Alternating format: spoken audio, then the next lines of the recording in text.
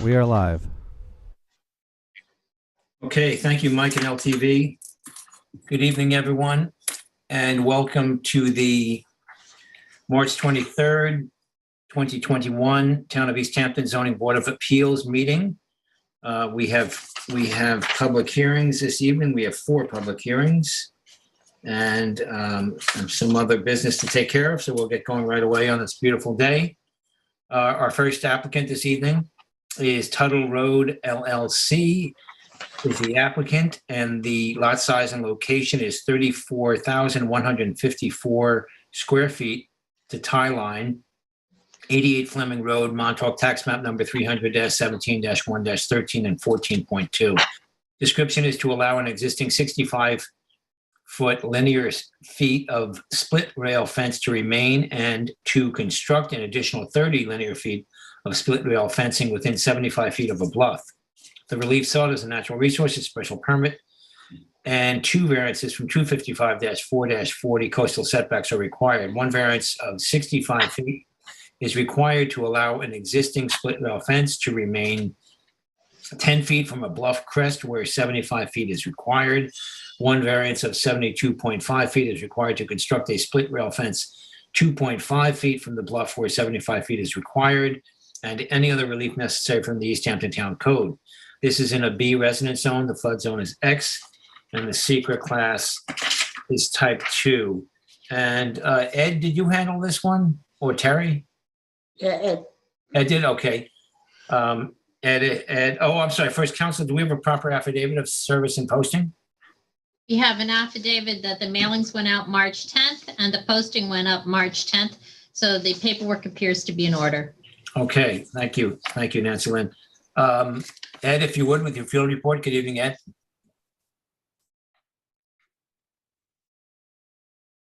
Ed, you're muted. Ed, All right, everyone. there you This go. property, yeah, I'm on again, thanks. This property faces 2 different roads, Tuttle Road and Fleming Road. This is the sign posted facing Tuttle Road to one side of the residence that's on the main part of the property. A second, Ned, go to the next one, please. This is the notice posted on Fleming Road across the way. Now, as noticed in the TAM, and it's important to know about this parcel, is that Fleming Road bisects the parcel, cutting it off. One section that's sits over here on the bluff, and the other where there are a variety of small structures, which you'll see. Next. This is looking north on Tuttle Road. You see the fence that we'll be discussing to the left. You see some houses as they work their way back down. We've had other rulings in this area recently up adjacent to the Firestone, adjacent to the Montauk. Montauk's just several hundred yards up the road from here. Next. Looking back in the other direction down towards Duryea's, and you can see the dock off in the distance and down towards Navy Road. That fence ends slightly to your right. The extension they'll be looking for would pick up from that fence and go 30 feet further to the south. Next. This is looking back across from Fleming Road, these cottages that are part of a small compound. Next. Another one, you see there's a larger house that, and Tuttle Road swings around in front of that house off of Fleming. None of this is part of the discussion, but it shows you what the property is about. Next. Here we are looking at the fence that exists. Now, this fence has some history, and this part has been repaired. This is part of what we're looking to consider tonight. Next. See the fence continues there from the gate that you saw previously. It comes up and curls around. It's interesting to note, you can see it from the wires and the shadows here. This is sort of the high point at this portion of the road. It descends down to Duryea's in one direction and then back in the other direction, back towards the Montauk. So this is a fairly high spot with an immediate turn, which means it's a great purchase for watching the sunset and things like that. Next.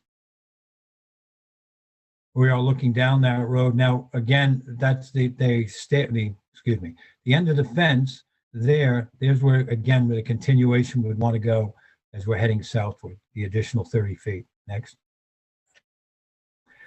Down at the edge of their property is this small fence here that's made out of 4x4s, and you can see I'm going to show you just how close this winds up being to the bluff at this particular part. This is on the 96 Fleming, the neighbor's property, but they're going to come very close to this with the completion of their fence, almost right up to it. Next. Looking down at that, I want to take this photo to show you just how steep it is. It's a very steep bluff at this point. We're very close. What you see some vegetation behind that is somebody dumping their clippings over with the anticipation they'll easily slide on down to the beach. And that's how steep it is there. I wanted you to see that. Next, please. Looking back from that location, again, you see that the bluff begins to, the distance from the road to the bluff begins to widen. Back at the primary part of the fence for 88 Fleming, we're not quite as close as this spot. Next. This is looking across pretty much from the edge of the property. To the left there, you'll see a landing that leads to a set of stairs. Will be in the next photo that go down to the beach. The property line for this particular parcel is almost exactly on the northern side of that little platform. Next. Is looking down that beach. This is a Platinum Beach. This one down this staircase takes you down to a rocky beach. Pretty typical of what the beach looks like all along this stretch. Next. And again, from there, just looking north, you get an idea what the beach is like. And many of these properties sit up on a bluff. Many of them have staircases. This one does as well. Next.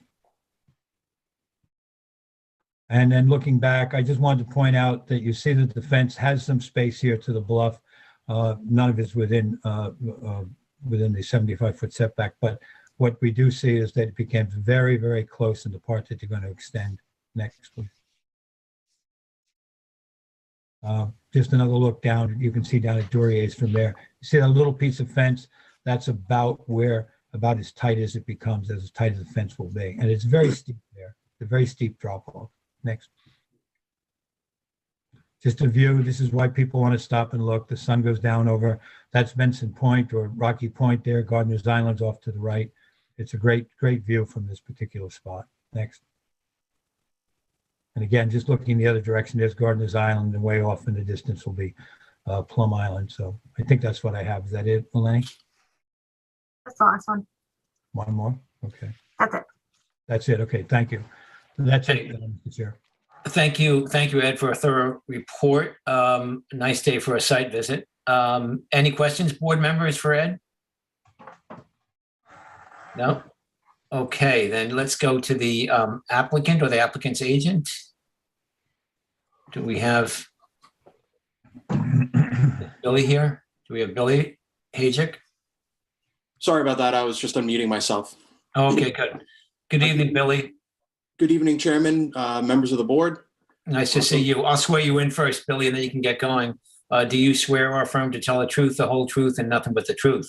Yes, I do. Okay, thanks. Go ahead, Billy. So again, it's Billy Hajek. I'm on, I believe Andy Hammer is also on the call. He's the attorney for the property owner, Tuttle Road Llc. And as described, this is an application to legalize about 65 linear feet of fencing. It's untreated split rail fencing, and we're looking for permission to install an additional 30 feet of fencing. It's been pointed out that it's a unique property in many respects. Most notably is the private right-of-way that bisects the property. The second most notable or unique aspect of it, I think, are the views that are achieved from this area. It is a high point in the road, and it offers some great views of the bay and of the sunsets. The fact that the roadway bisects the property, it gives the appearance that the road shoulder is a public property or public right-of-way. And so the grass shoulder and the beach access stair are attractive spaces for folks to congregate and hang out and look at the water and watch the sunset. Billy, if I can interrupt for a second, Andy Hammer's not on the call. Oh, okay. But do you want us to wait for him, or? No, that's okay. I think we can. I just want to let you know that in case you. Great, I appreciate that. So as I was saying, the roadway is used by a large population of people who walk and bike through the area. A lot of people visit the nearby commercial establishments. The only purpose for the fencing here is to keep the general public from congregating and trespassing on private property and using the beach access staircase. I would note that the platform that's to the north, that's actually sits within the Tuttle Road right-of-way, is, I believe it's a community, that's a community access point for the property owners in the immediate area, and they've had the same issue and have also installed fencing and a gate to try to prevent people from accessing their little boardwalk and also their beach access staircase. I do not believe the granting of the requested variance will create an undesirable change in the character of the area. It's simply split rail fencing. It's consistent with appearance and function of other fences in the area. There are no alternative locations to place the fencing and achieve the same results. And while I'd agree that this is a numerically large variance request, the variances are the minimum amount that are required to install the fencing in a location that is going to correctly control public access onto the property. Shifting the fence would place it in, any further landward would put it in the roadway or very close to the roadway, and we don't want to do that. We don't want to obstruct traffic. I would point out that there are public utilities passing through the area. I believe Ed's photos showed that there's a utility pole on the seaward side of the existing fencing. So there are some improvements that are seaward of the fencing. We do not believe the fencing will accelerate any erosion or have any adverse impact on the bluff. It's composed of an untreated natural material. It was installed and will be installed by hand using handheld equipment. It does not require any clearing, and there's no importation of fill or exporting of any fill as needed. If the board has any questions, I'd be happy to try to answer them. We also have Andy Hammer now is on the line, so. Okay, well, Billy, you didn't use up your 10 minutes. I don't know if you want to maybe take some questions, and then we'll let Andy speak for a bit. Any questions for Billy, board members? I was just concerned about that platform, but Billy did say it is over the property line, so it actually belongs to the homeowners association. Yeah. That's correct. Yep.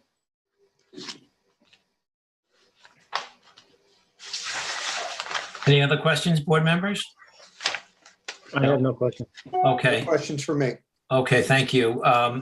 Let's, Mike, is Andy available there? Does Andy want to speak? Excuse me, Mr. Hammer, you're there? Yes, I am. Go right ahead if you want to. Can you hear me? Yes. Yeah, go Okay, ahead, great. Andy. I didn't good have evening. much to add. I thought Billy did an admirable job. I just wanted to point out this property changed hands recently, and this application was submitted by the prior owner of the property. My client's position was, if the prior property owner thought it had some utility to the, control the property as well as making it a little bit safer, we would pursue it and then ultimately decide whether or not she wanted to construct it. I did meet her on the site, and she did agree after seeing it in person that, this is probably a good idea from a crowd control and just a public safety standpoint. So. Okay, thank you, Andy. Any questions, board members, for Andy? No. Oh, okay. Okay, let's hear from the planning. Let's hear from the planning department on this. Eleni? Eleni Nicolopoulos from the planning department. Good evening, Eleni. I'll go ahead and swear you in. Do you swear or affirm to tell the truth, the whole truth, and nothing but the truth? Yes. Thank you. All right, so I actually don't have too much to say about this application. The planning department does not have a strong opinion on this one. The fence is proposed to be located very close to the top of the bluff. However, the planning department has not identified any adverse impacts despite the magnitude of the variance. The proposed and existing split rail fence does not impede the movement of wildlife. It is not expected to exacerbate erosion and appears to have a negligible impact on the scenic resources. Other than that, if there are any questions.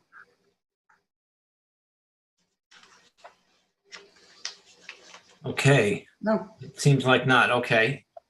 Mike, LTV, do we have any of the public on board? No, Online. Chair, there are no callers. I'll just say there was a caller on hold for quite some time who just hung up, perhaps for another hearing, but there's no one presently on hold. Okay, great. Thank you. Okay, I think we're all set then. Ed, you want to close this out? Yes, Mr. Chair. In the matter of Tuttle Road LLC, immediate Tuttle. I'm sorry. I'm reading the wrong It's one. Fleming Road LLC. Fleming Road. I'm sorry.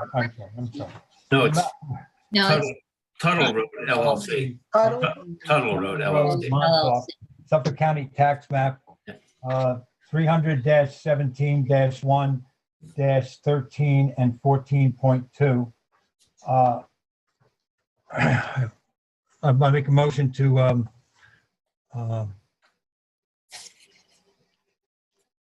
You know, close the public hearing. I'm sorry, I just lost my. Sure.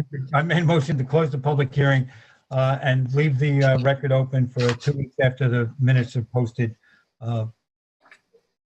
it's actually the transcript, Ed, not the minutes. Okay, I'm sorry. Sorry. All right. That's all right. I'm going to second that. Yeah, I Thank you agree. so much. Thanks for getting me out of that. I'll concur. All right. I'm looking at the wrong piece of paper. Thank you. That's okay. No problem, Ed. Do we have everyone concurs here? I concur. And Terry, good, and I do as well. So thank you, Ed, for your work. And Eleni, thank you for your work there. And Billy and Andy, have a good evening. Thank you very much. Same to you. Thank you very much. Okay, take care. Okay, we'll move on next to 15 Crooked Highway LLC. This is a rehearing to consider modification of a 07/02/2013 determination. Again, the applicant here is 15 Crooked Highway LLC.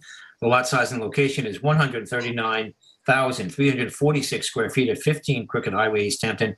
Tax map number 300-112-1-2.5. Description is to allow the as-built conditions of a 7,298 square foot two-story residence with 3,157 square feet of underground parking, 1,635 square feet of finished basement, concrete driveway ramp, and 3,120 square feet of first and second story decking on a parcel of land containing freshwater wetlands, where the zoning board approved the construction of a 7,678 square foot residence swimming pool and sanitary system. The relief sought is a modification of the zoning board's natural resources special permit determination filed 7/2/13, modified 7/13/13. The closest structure has been constructed 100.6 feet from wetlands. The sanitary system and swimming pool have been constructed 202 feet and 159 feet respectively from wetlands.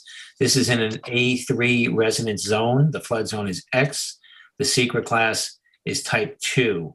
And council, do we have a proper affidavit of service and posting? We have a affidavit that the mailings were sent out on the 12th day of March. We also have that the posting was done on the 12th day of March. So the paperwork appears to be in order. Okay, thank you very much. Before we go to our field report, I just want to say to those listening, some of our rules. The applicant's agent will speak for 10 minutes, or the applicant for 10 minutes, and the public consultants are given time to speak as well, and the public is given 3 minutes to speak. And we will try to hold you to that or close to that as best we can, because we have a long night and a lot to do. And as well, if anyone is not on the line is not here for 15 Crooked Highway, would they please hang up the phones and get on the line after we're doing a field report on their public hearing, because we don't want to have to go through all the lines to determine what you're here for. So please hang up your phone if you are not here for 15 Crooked Highway. Having said that, this is in Board Member Brenneman's East Hampton District. Tim, would you give us your field report, please? And Yes. Thank you for doing it. Tim, you didn't have to, but thank you for going out there.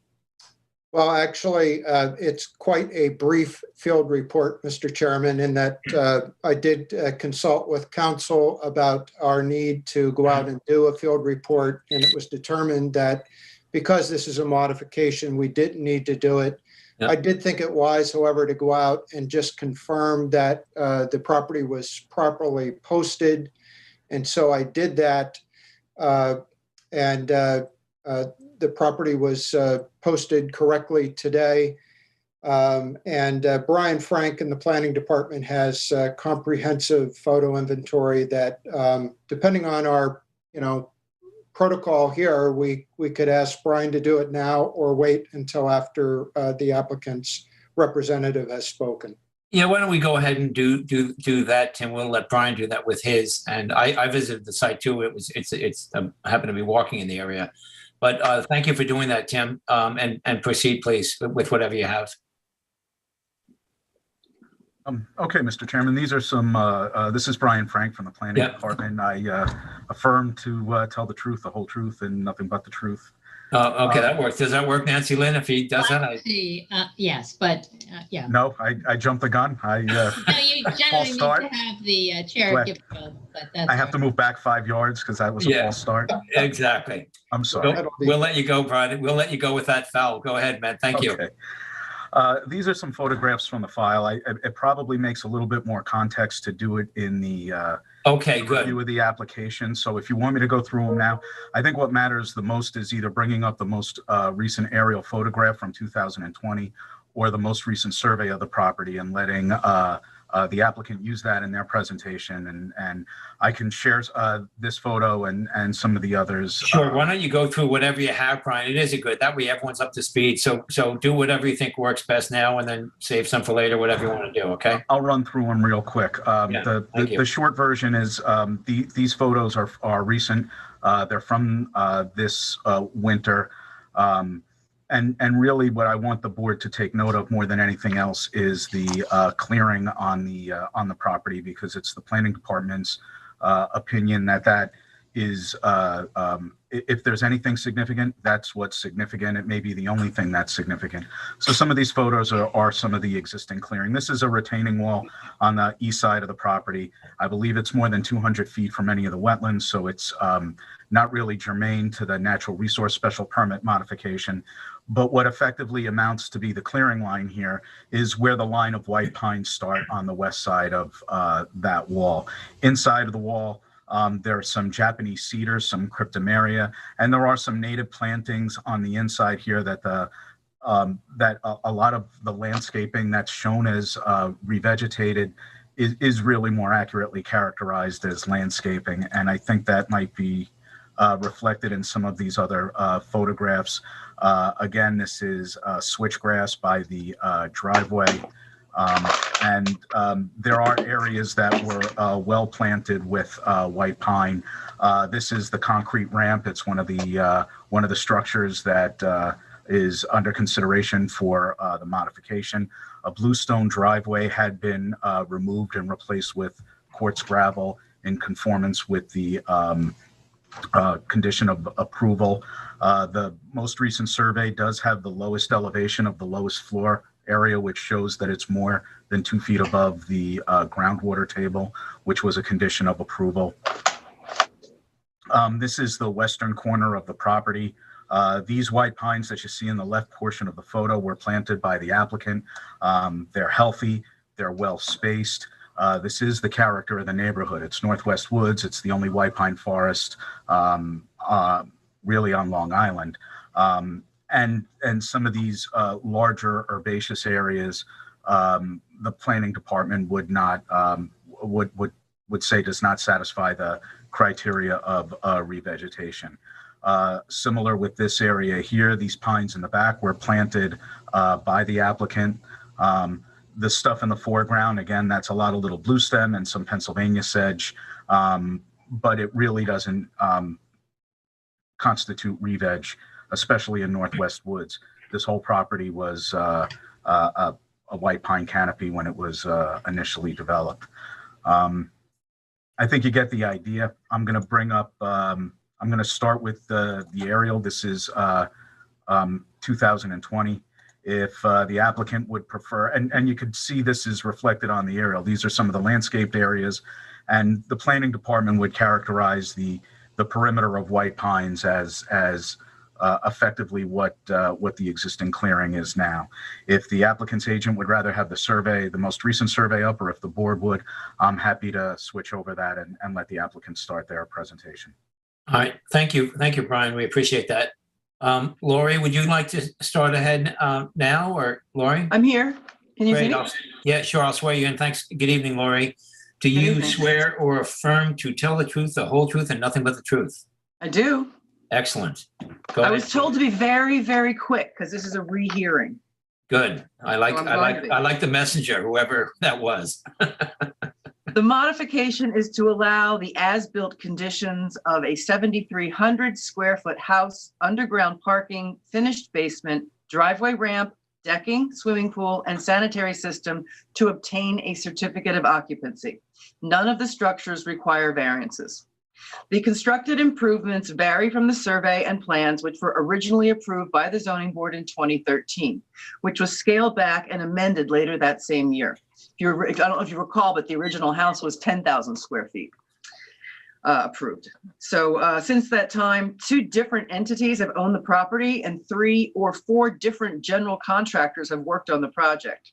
The plans of record at the building department are for the as-built residence. The house is 380 square feet smaller than the modification, than the zoning board modification. And the pool is 400 square feet larger. Over 3,000 square feet of decking was constructed. A retaining wall was constructed 200 feet from wetlands due to the topography when the sanitary system was installed. The ramp, underground parking, and finished basement were all part of the previous approval. Clearing is currently at 22,000, where 26,000 square feet was previously approved. But Brian, Frank, and I have agreed to replace decorative grasses with white pines if the revised survey, which is due imminently, indicates that additional revegetation will be required. My clients agree to that. This we will work out with him when the survey is available in the next week or so. And that can be made a condition of approval that the planning department should oversee the final revegetation and inspect it. I have just 2 quick questions. Tim, unless you want to go ahead first, Tim, do you have a question first, Tim? Oh, please, John. Okay. Just a couple of quick things. One, that ramp, I imagine they have, I'm sure they have that all worked out, the drainage, but I'm hoping that goes to a dry well, the runoff at the bottom of that ramp is tied into a dry well somewhere? My feeling is, I don't know the answer precisely, but I would say that they are not going to allow their expensive cars to get flooded. No, I don't mean that, but not just draining. I mean, I'm sure it's hooked up to a drain. My point is it's that drain, not just draining out to the forest is what you know what I'm saying? I'm hoping it's being drained to a dry well. Maybe Brian could comment on that. He might know. It's not shown on the as-built survey, so I can't. Yeah. Maybe on the survey that was previously approved. Let me look. Well, I'll continue as you do that. I'm assuming that when you come back and work out with the planning department, you are bringing this up to conforming clearing. Is that correct?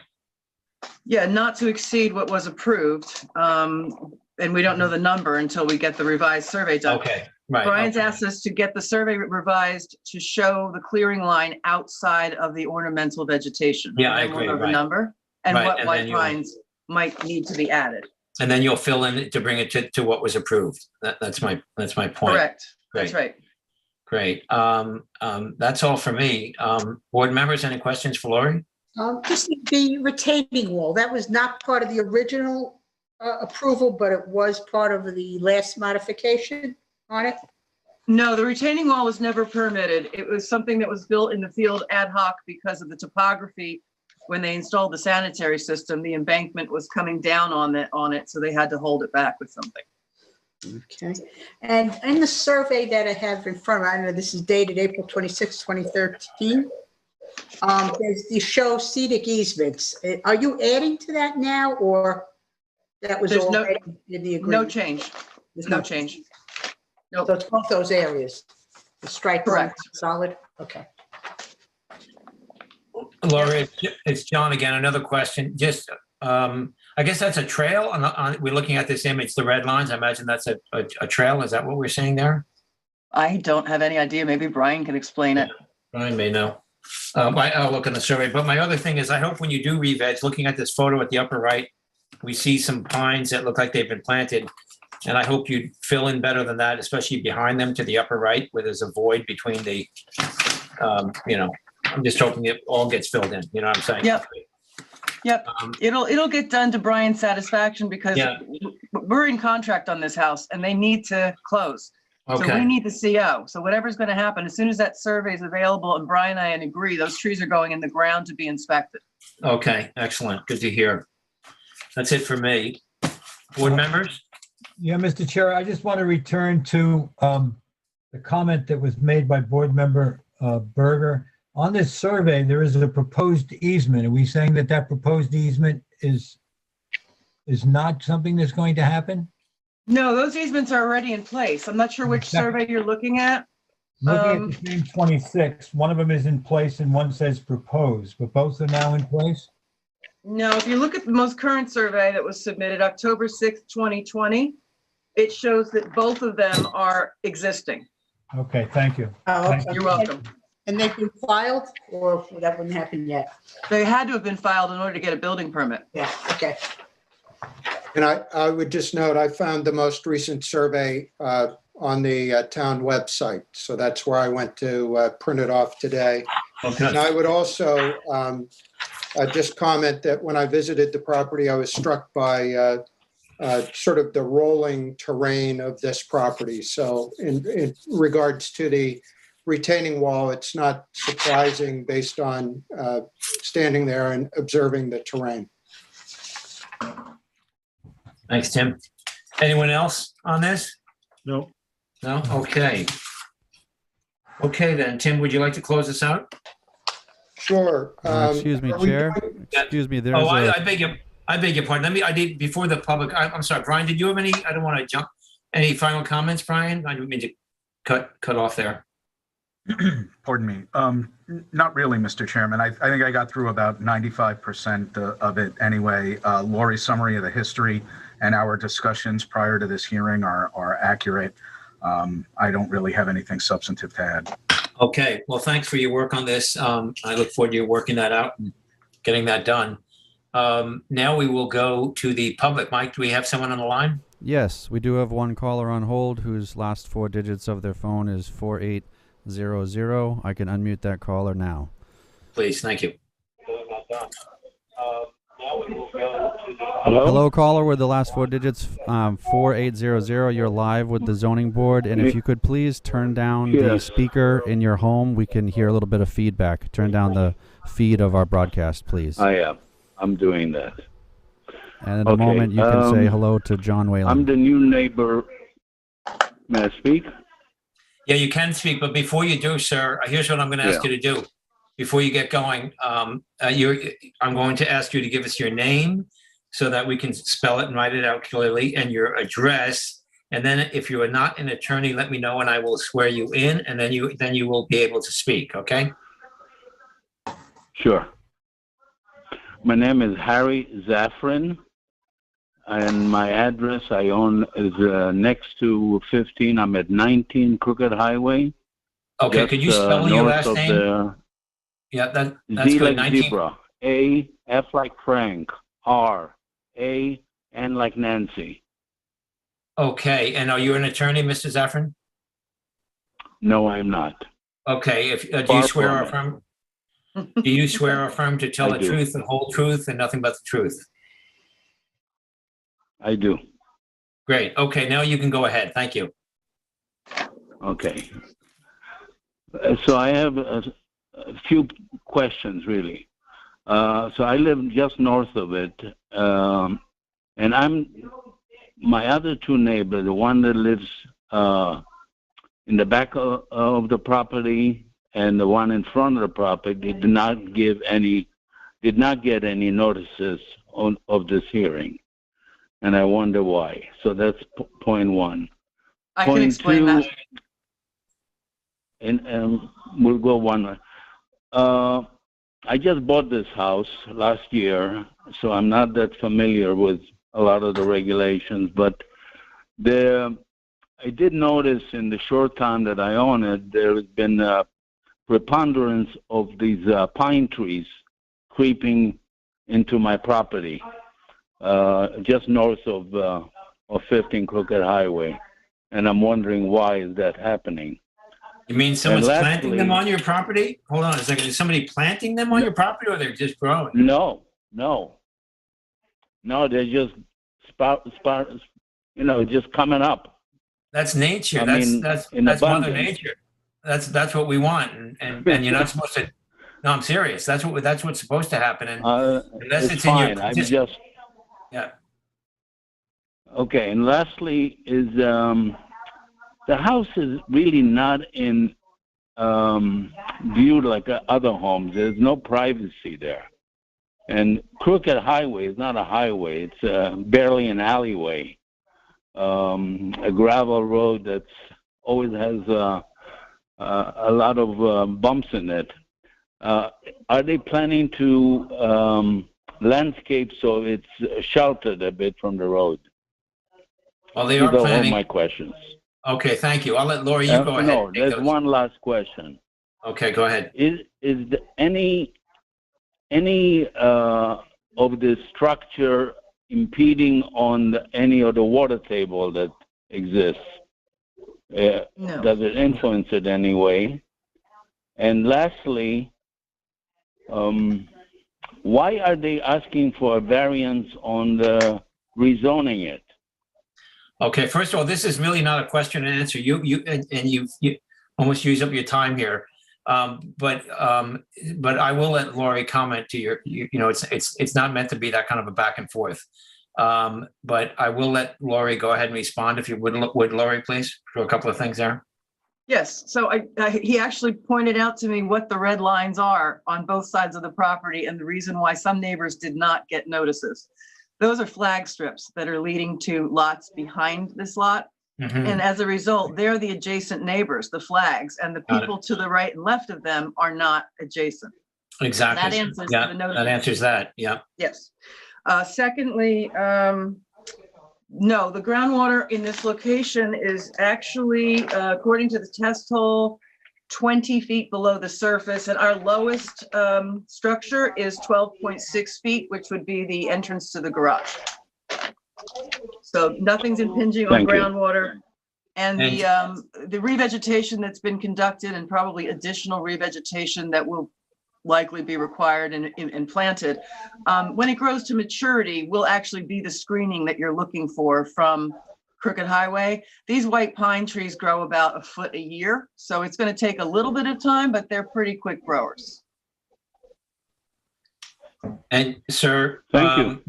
Yes, thanks for calling in, and you're new to the area, but you can see how seriously we take all of this. So unless on your property and your survey, you have an area that you're allowed to clear, but otherwise, obviously you're not supposed to touch anything that does grow. So welcome to our town and thanks for participating. Don't worry, I have more trees than this property, double. Good to hear. Good to hear. Thank you. Okay, Mike, is there anyone else there? No, Chair. There are no other callers. Okay, thank you. Thank you then. Tim, would you like to close us out then, please?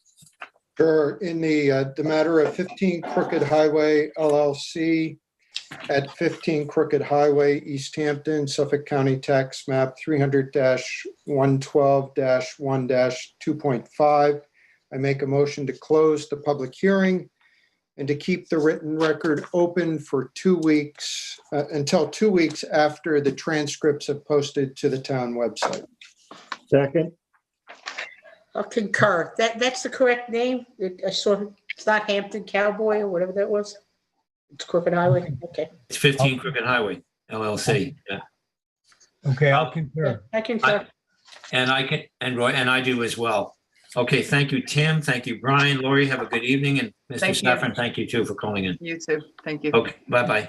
Okay, we'll move on here to Anthony Giacconi is our next public hearing. He is the applicant. At the lot size and location is 30,317 square feet at 61 Seabreeze Lane, Hampton Dunes, map number 6639, Narragansett, tax map number 300-175-7-10.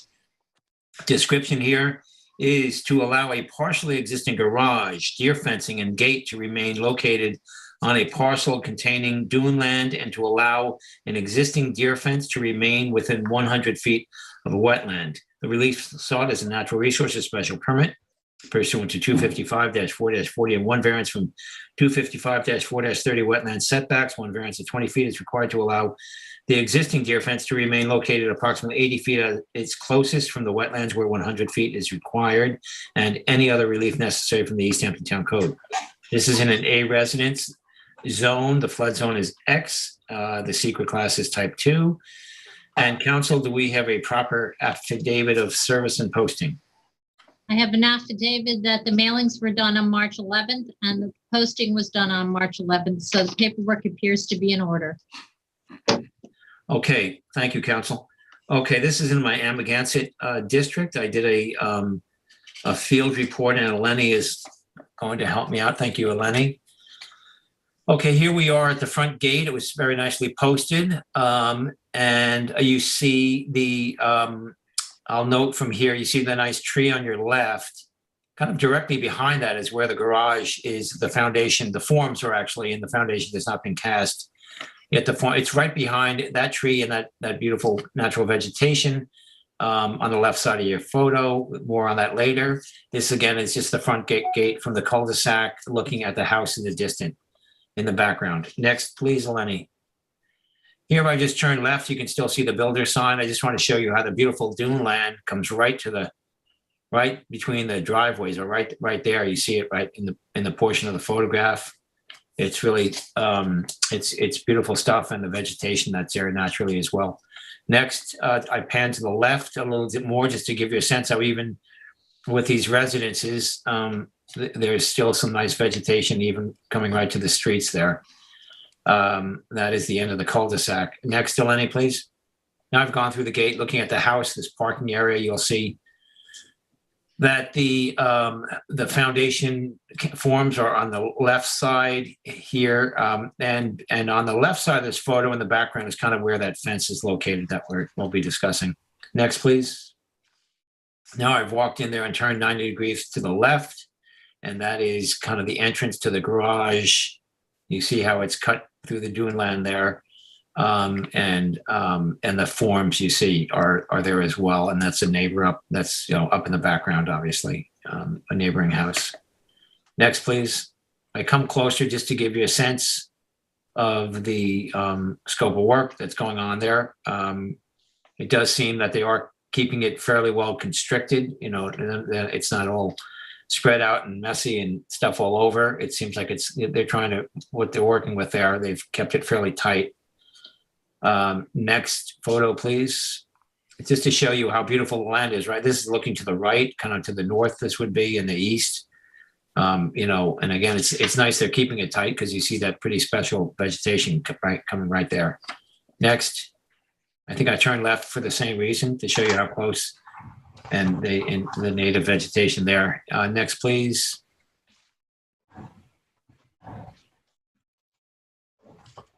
Now, I kind of just want to take the fence into account. This is looking at the, again, sort of I've walked out to the parking area again, and this would be kind of the looking northeast at that corner of the property. And you see the black vertical post. They're about 7 feet or something like that, in the range of that high. You can see the two thin black posts, and there's like 4x4 black vinyl mesh. Fairly invisible, I must say, the fencing. And that's a neighboring house. Next, I kind of pan to I just turned from there just to give you a sense of, that's just kind of where the house is over on that side of the property. And then next, I kind of walked along the fence. This is going further to the south and east. Keep that next, please, Eleni. I'm kind of going around the back of the house. There's the pool on the back, and you can see how the dune land is right up to the pool. And again, it's been properly, and there's no encroachments or anything, which is good to see on the outside of that fence. And then I walked out. I guess I sent two. Yeah, and I turned back around, looking kind of to the north and the east, and you can see how that it's been kept up well, and it's very thick native vegetation there. I think that might be it. I might have looked back at the house from there. Yeah, and I believe that's the last one. Questions, board members, on the field report? Okay, so we will go now. Do we have We have the applicant here, I believe, or the agent for the applicant. Do we have? Applicant is here. Okay, great. Okay, good evening, Mr. Giacconi. Are you an attorney? I am not. Okay, raise your right hand, please? Do you swear or affirm to tell the truth, the whole truth, and nothing but the truth? Yes, I do. Okay, thanks. Go ahead, please. I purchased this property in 1980. The house that you had in the pictures was built in 1983. It was renovated in 2015. At that time, we applied for and received a natural resource, NRSP, a natural resources special permit for the work.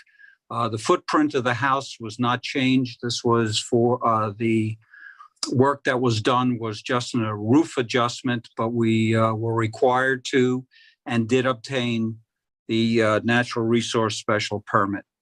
That letter was presented to the building department with the original application.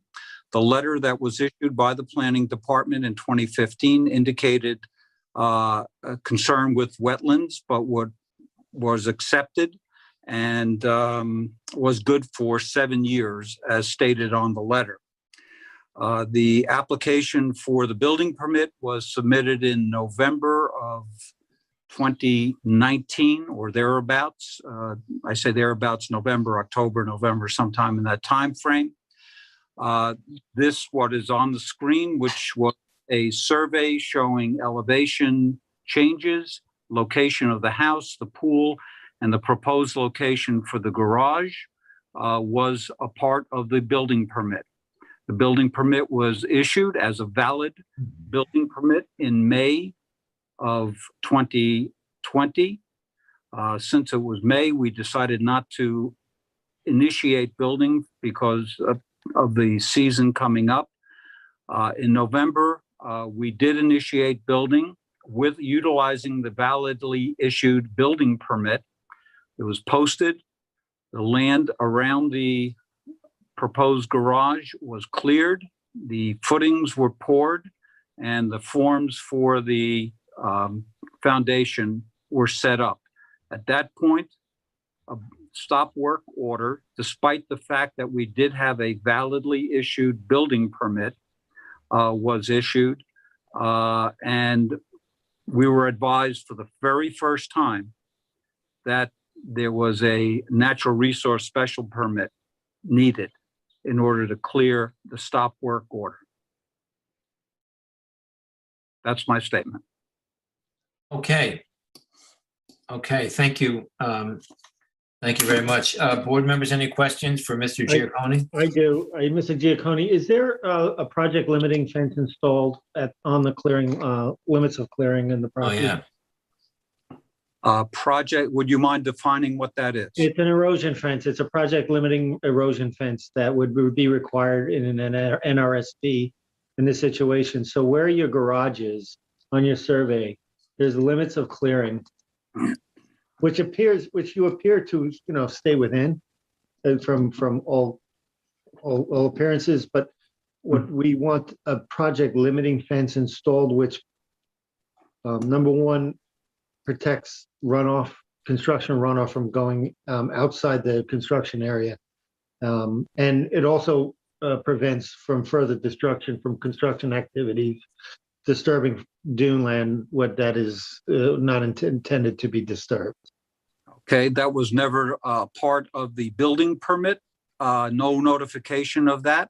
So I am not a builder. I own the property. I own the house. I live in the house. So if there's a need for whatever you're describing, the documentation for that and guidance, I'm happy to comply with it. It's not a big ask, but it's an important feature aspect.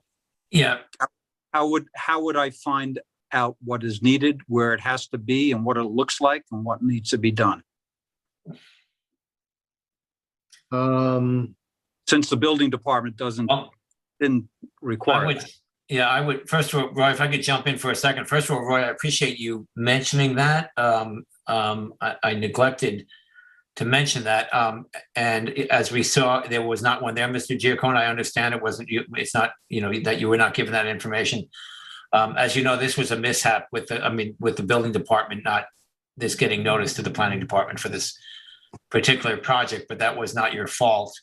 So if you see on the survey, the proposed clearing line around there to where it meets to the gravel, Yes. maybe you could give Eleni a call on tomorrow, and she could guide you as to the fencing. And it typically, you've done a good job, and we appreciate it, as I mentioned in my field report, of not expanding it. So if you could basically just run that fence, Eleni could give you that distance there, but it looks like you haven't even cleared to that, which is wonderful. So if you could just run that fencing along, it's probably going to be the orange kind of mesh. It's like 3 feet high, with stakes. But Okay. if you could run that fencing along the edge of where you've cleared now, and just to maintain, because future builders are going to be coming there, and there's going to be material drops and construction, and you are allowed room to work around the side of your building there. But if you could do that, it as Roy says, it's very important, and you've done a good job protecting the wetlands, and we want to not damage as least amount as we can there. Okay. I'll reach out for Eleni. Thank you. Okay, the second question I have is related to the deer fence. Our code protects dune and dune vegetation. And my concern, and that includes the habitat that is within that dune scape. And my concern is that deer fencing might inhibit the habitat that is there. So that maybe you can address that need for the deer fence. Well, let me ask you, when you say inhibit the natural habitat, what are we referring? Because before I answer that question, I'd like to know what specifically you're referring to. We can let the planning department expound on that when they get there, but sure, then we can touch back. I'm asking, maybe you can address your need for the deer fence. Yeah. Okay. Well, we do have a lawn area, and I have grandchildren. We also have spent a decent amount of money on plantings that are edible for deer. So what we tried to do was extend the protected area to keep deer out, to eliminate or to minimize any sort of the ticks that fall off of them, because my grandchildren play in that area. And also, since it's been landscaped, we're trying to keep the landscape alive. The area that the deer fence really applies to is from for the most part, from the rear, or what I would say the north side of the house, running north, then running east, and then running back towards the area of the house on the east side of the house. So it's not a 100% enclosed area, other than the restrictions that are required to make the pool area safe. But it does keep, I'd say, the area that we are concerned about deer-free. Thank you. Okay, thanks, Roy. Any other questions, board members? Well, the deer fence, it runs on the east side, but you also have a deer fence on the property line along the west side too, right? Yes, I said that comes back. Across. Yes, I'm sorry, I mentioned east twice, yes.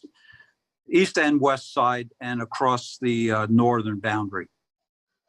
Does it go across the southern part also there at the bottom? No, it does not. Yeah. Okay, let's hear from the planning department. Good evening again, Eleni. Eleni Nicolopoulos from the planning department. So I would say that the planning department would like to note that the applicant has taken the correct steps to ensure that he was obtaining the necessary permits for construction of the garage. Unfortunately, it was within the town, the building and planning departments that missed the fact that this parcel requires a natural resources special permit for the construction due to the presence of dune land. In addition, there is a wetland right over here where you can see on the screen. This proposed garage, or partially constructed garage, was more than 150 feet from that wetland, which is kind of how it got missed over in the building department. The garage is in the beginning stages of construction and is currently located in an area which was of pristine dune land. We would like to note that had this application been submitted prior to the issuance of a building permit, the planning department would not recommend approval for the project in the proposed area just because it was a pristine dune land. However, this is a unique circumstance. It's fine. In an additional issue that is noted, although the applicant has a valid verification letter from the planning department, we have very recently identified an additional wetland to the north of the subject property. It is up over here in this area. And the applicant, it's a newly found wetland. It's approximately 15 feet from the subject property line. And it's unknown exactly how far it is from the partially constructed garage. However, it can be estimated to be about a 60-foot distance. If the situation were not as it is, the planning department would argue that there are better areas of the property for the proposed garage. However, since this is very recently identified and was not on the verification letter, we cannot ask him to meet those setbacks. We would just note that possibly sediment control fencing should be installed, as well as project limiting fencing to limit any runoff entering that wetland during construction. The garage location is inconsistent with the application of the NRSP standards, which strive to conserve dune land by consolidating the location of structures and minimizing clearing. However, since this applicant did take all the measures to obtain all the proper permits, it appears that it was a genuine mistake on the part of the town, and the applicant is not at fault for this. In regards to the deer fence, it appears it was constructed at some point in 2016. That's when it appears on the aerials. It is the only thing that was noted that's different from in the 2015 certificate of occupancy was that this deer fence was there. It is, I guess it should be noted that it is farther from the wetlands than the legally existing swimming pool. So that is something to note. That this area over here is not included within the deer fence area, and that it is not the entire property that is included within the deer fence. If there are any questions? Somebody's speaking in the background of somebody's thing. I don't know what that is, but I'm in the office. I'm sorry. Oh, it's not your fault. It's not your fault. Eleni, thank you for that. And I just would like to say thank you for, I'm sure you'll assist Mr. Giacconi with the proper fencing there, because as Roy says, I think that's one of the more important things at this stage of the game. So thank you for your work on this, Eleni. Any questions, board members, for Eleni? Yeah, Lenny, the deer fencing up by the garage on that section, how far is that from the northern property line? Let's see if I can measure it out. I don't have those numbers right in front of me right now, but yeah, I thought when I was there, it was actually located farther north than that, but maybe I'm wrong. It says it's located approximately 80 feet from its closest from the wetland, the fence. So that's what. That's that would be the fence at the other end, wouldn't it? I'm sorry? That would be the fence on the southeastern end, wouldn't it? That would be. Correct, Eleni? Correct, yes, Eleni? that would be on the yeah, southern. I was just curious about the upper part of it toward the property line. Yeah, sorry, I don't have a measuring tool on here that I could measure it easily.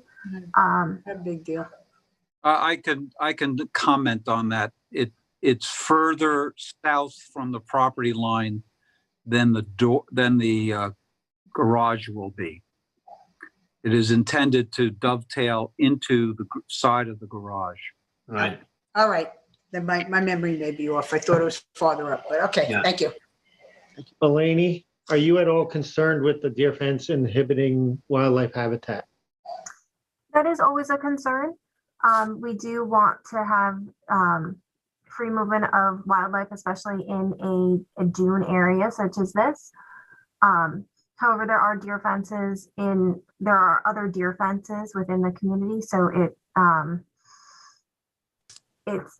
it's really up to the board to decide. It's not something that is prohibited. It really is it's up to the board to decide. Okay, thank you. Thanks, Eleni. I did not notice the neighbor to the east having one, which is good as far as leaving a corridor.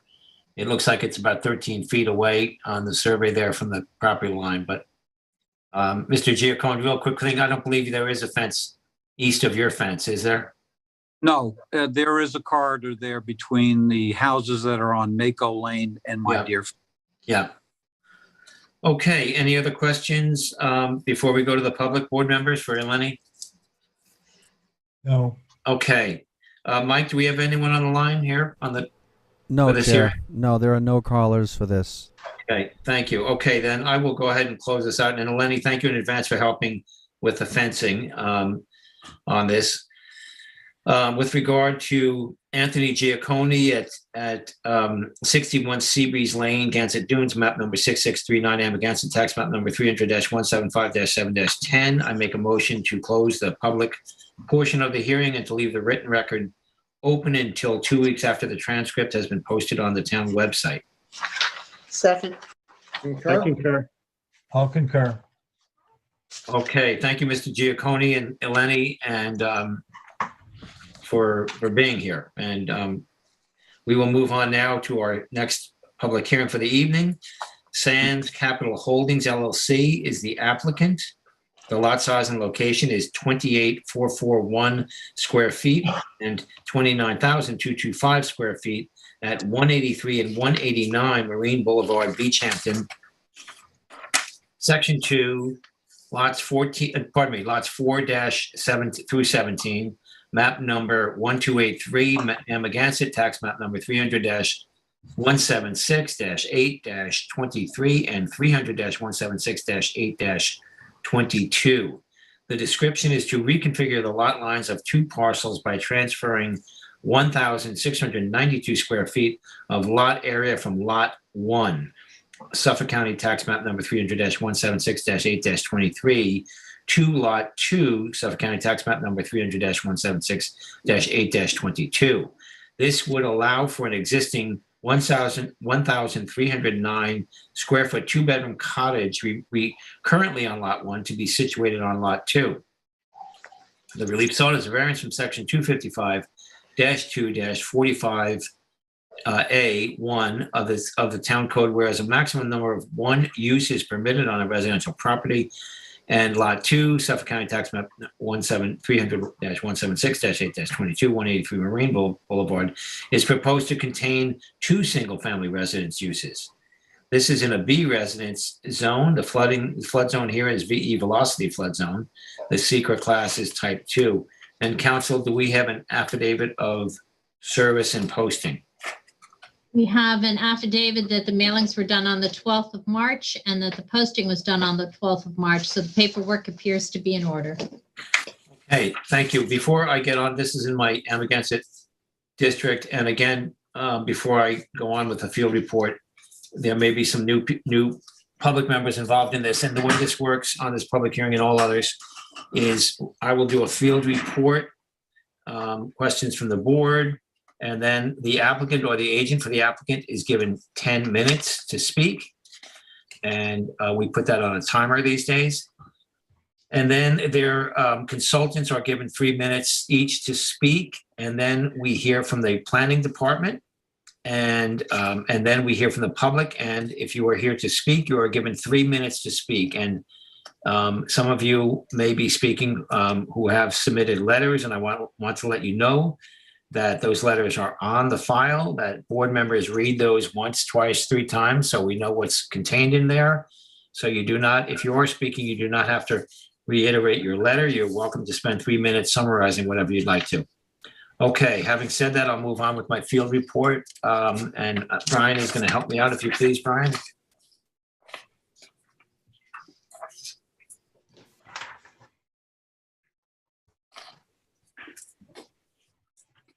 Okay, so here, this is from Mako Lane. I'm approaching 189 from the west. I'm heading north and east here. And I am just going to pull out my survey. And you will see the house. This is a fairly recent construction. This project was approved by this board, as we know. And it seems like it's pretty well wrapped up as far as the construction phase. I would be remiss, though, if I did not note that on the west, this is pretty much the west elevation. Marine Boulevard pretty much runs due east and due west, which makes it easy.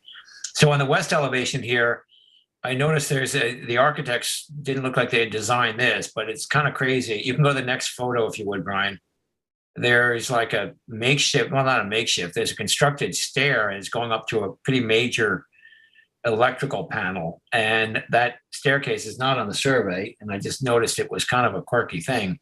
So we will let the applicant's agent discuss that and handle that. Next photo, please, Brian.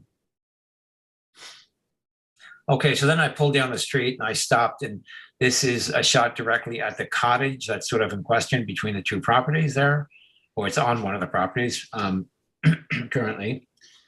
Again, you can see that the renovation work is pretty much done there. Next photo, please.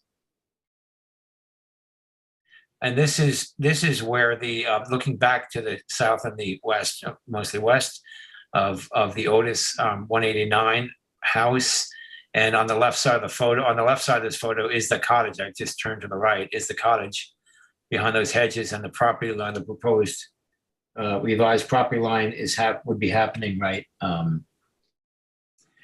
about along that line that you see, the left side of this driveway going in that range. Next, please, Brian. So here I've turned to the left and I'm looking again at this is in the front of the cottage, still looking at 183 at the existing residence there. Next, please. And I kind of step back. It's properly noticed, and just to give you a sense of the scale of that house. Next, please. This here, again, I'm looking at the driveway between 183 and the cottage, towards the ocean, obviously. Next, please. Then I walked around the back of it. This is the back. Probably not the back. This would be the east side of the cottage, looking back at the Otis LLC residence over there on the west. You can see it's the lands, the re-veg and things like that look like they're taking fairly well. Next, please. Then I climbed back up behind 183 just to give you a sense of the vegetation up there and the scale of that house. This is kind of right up at the ridge of the dunes. It's spectacular, as we know. So I did a quick 360 just to remind us all how beautiful that is. Next, please, Brian. Here I turn to the left, looking back at the cottage and the Otis residence. And you see the dune land is in beautiful condition there. Next. Now I panned over here looking kind of to the north and the west. Some of the neighbors and the houses down the beach. This is the ramp in the foreground is for 183. I mean, the walk to the beach. Next. Panning around, going clockwise, looking west down the beach at the dune land and the beach. Turning again clockwise next towards the ocean. Give you a sense of the dune there, the dune land. Next to the right, I continue in my 360, looking up the beach. It's spectacular over there. Next. Please, Brian. Now I walk back to the street. Again, this is kind of the area in question, so I want to take a photo of that. In the driveway of 189. Next, please. And then I climbed up to the back of that just to give you a scale of that end of the house, the cottage in 183 in the background on the right. Next, please. This is back just to scale of the house, a shot of 189, the house from the dune looking back at it. And you see the revegetation in progress there and planted. Next, please, Brian. Just one last, I think it's the last. This is just the would be the east side of the cottage looking with 183 in the background. Again, you see the planting has taken place there. Next, please. And maybe it, Brian. I think that's it. Yeah, okay, thanks, Brian. Okay, any questions, board members? What's the date of the survey you're looking at, Mr. Chairman? Let's see, the one I have in my hand is April 22, 2020. That just have, I don't know if that's the only one in my file right here. Brian, does that seem correct to you? Yes, it does. Okay, thank you. Okay, any other questions, board members? Okay, then we will go to the applicant or the applicant's agent. I believe, do we have Andy here? Yes. Andy Hammer? Good evening, Mr. Chairman, members of the board. Richard A. Hammer. I'm here representing the owners of 183 and 189 Marine Boulevard. We're seeking this variance tonight to permit the transfer of a guest cottage from one property to the adjacent property. The genesis of this application was about a year ago when we submitted a request to Ann Glennon asking her how we would transfer this unit of density. It's very unusual in many respects as the unit already exists on the property. It was not proposed to be added to either property. Clearly, a variance would be needed to add a second residential use, but to remove one, we weren't so sure. In any event, Ann Glennon determined this would require a variance from the provisions of Town Code Section 255-245A, which permits basically limits you to one residential use on a property. I would also point out this nonconformity, although we're adding it to one, would be similarly eliminated on the adjacent property identified as 183 Marine. No other variances, from lot area, setback variances, pyramid variances would be required as the structures would remain unchanged, unaltered, and the lot line was designed to render the existing structures compliant in all other respects other than the unit of density being transferred. I can't even remember having a zoning board application that, whether it's approved or denied, would have no physical impact to the ground of either property. It would occur largely and almost entirely within the Registrar of Deeds in Suffolk County, not affecting any of the physical conditions of either property. I thought the history of the property was pretty interesting. The original house at 183, which no longer exists, was built in 1941 for Sonja Henie, who was a Norwegian ice skating as well as movie star. She won 3 gold medals, pretty famous person, married 3 times to Winthrop Gardner, Daniel Topping, and Niels Onstead, who was a shipping magnate. She had a romance with Joe Louis. I really look forward. Rick Whalen is drafting a book right now on the history of Amagansett, and I'm pretty sure this is going to be one of the premier chapters in the book. The guest house was built sometime around 1950. The original house was built about 1941. It would have been there and been witness to the original Nazi intrusion that landed in Amagansett, just up the street, essentially. The original house was expanded, renovated, and was removed after receiving this board's approval most recently. As a matter of fact, all 3 of these structures have been in front of the board. The one to the to the east on this property was also approved by the zoning board in recent history. I should add, my client is working right now with PSE&G to bury the electrical poles down Marine Boulevard.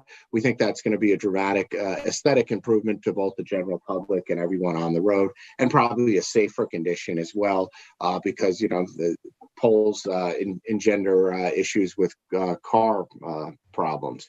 I did want to point out, as you walk down Marine Boulevard, and I've done it many times in the past, it's not really evident that there are in fact 3, whether these are separate parcels or not. It looks like it's 3 separate houses. You would assume they're owned by 3 separate entities, not 2, as it is in actuality. So this is essentially an application driven by an agreement by 2 owners, one who had a guest cottage and had no use for it, and the neighbor who had no guest cottage but wanted one. Of course, the lot line modification was one means to accomplish this objective, with the obvious other alternative being a long-term lease to the adjacent property owner. That was our backup plan, but a lease has all kinds of complications, particularly when the desired result is a long-term care and stewardship. Taxes are assessed on one property. That would include both properties. Insurance is assessed against both of the properties if they're merged. It's just more difficult. We thought this was a simpler alternative. It would have no real environmental impact at all, or even a physical manifestation other than the proposed re-veg plan that we did submit. This was made to define the property boundary a little and connect it more to the house on 183. We're proposing all native vegetation from the outer dune list, which is what the town typically requests and would require. We'd be happy to modify this or present a revised plan as a condition of approval if the zoning board or planning department has any comments or would like some tweaks to it. As the memo does mention, we already did extend the scenic easement to match up the line between the two properties. Essentially, our zoning board approval required a 50-foot scenic easement, and it just didn't line up with the adjacent property, so we extended that a little bit further. I believe that easement language hasn't been granted yet, but we're certainly willing to do it. We did also offer to upgrade the sanitary system on the Belsky resident, or the Jeannie Sachs property is how I refer to it, the property to the east. We already have a health department approval to do the work. Obviously, we were waiting until the lot line modification was approved before he did the work to the main house on that property. We want that to be a condition of approval before we get a CO for the reconfigured property line. I also did want to mention that I work with Britton on this application. She's probably on hold right now, who might have some more of the answers if you have specific questions. That weird electrical tower that the chairman pointed out is actually a facility maintained by PSE&G. As this is in a velocity flood zone, the electrical service has to be above, it has to meet VE flood elevations, and that panel is the only electrical service that PSE&G maintains on the property. Britton could perhaps elaborate on it, but she said that it was something that was discussed and argued with PSE&G, but they required it and claim it's exempt from zoning as a semi public utility, and therefore it's required for them to service the electricity in accordance with their requirements. Other than that, I'm happy to answer any questions, and if I can't answer them, I'm sure Britton can. Maybe Britton wants to hop on. I don't think I used all of my 10 minutes. Sure. Why don't we and then I have a few questions I'll start off with, but let's let Britton speak first. I'll go ahead and why don't we let Britton on, Mike, if you would, and I'll swear her in. Thank you, Andy. Chair, I don't see her here on Okay, the maybe she's okay. Well, then we'll move on. If she calls in, maybe you can let us know. Okay. Andy, I'll start, if you please. Two things. Just not to make a big deal of the stair thing. Maybe Britton, it would be interesting to see what's going on there, because the panel, I can understand the height of the panel, but that seems, and they have to obviously inspect panels on every house. The meters, there's a meter up there, right? And the panel.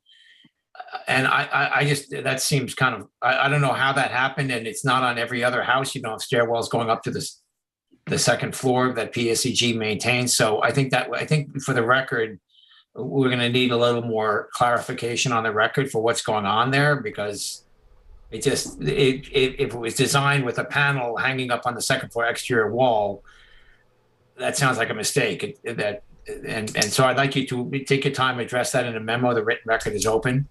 Okay. You and Britton, whoever is dealing with this.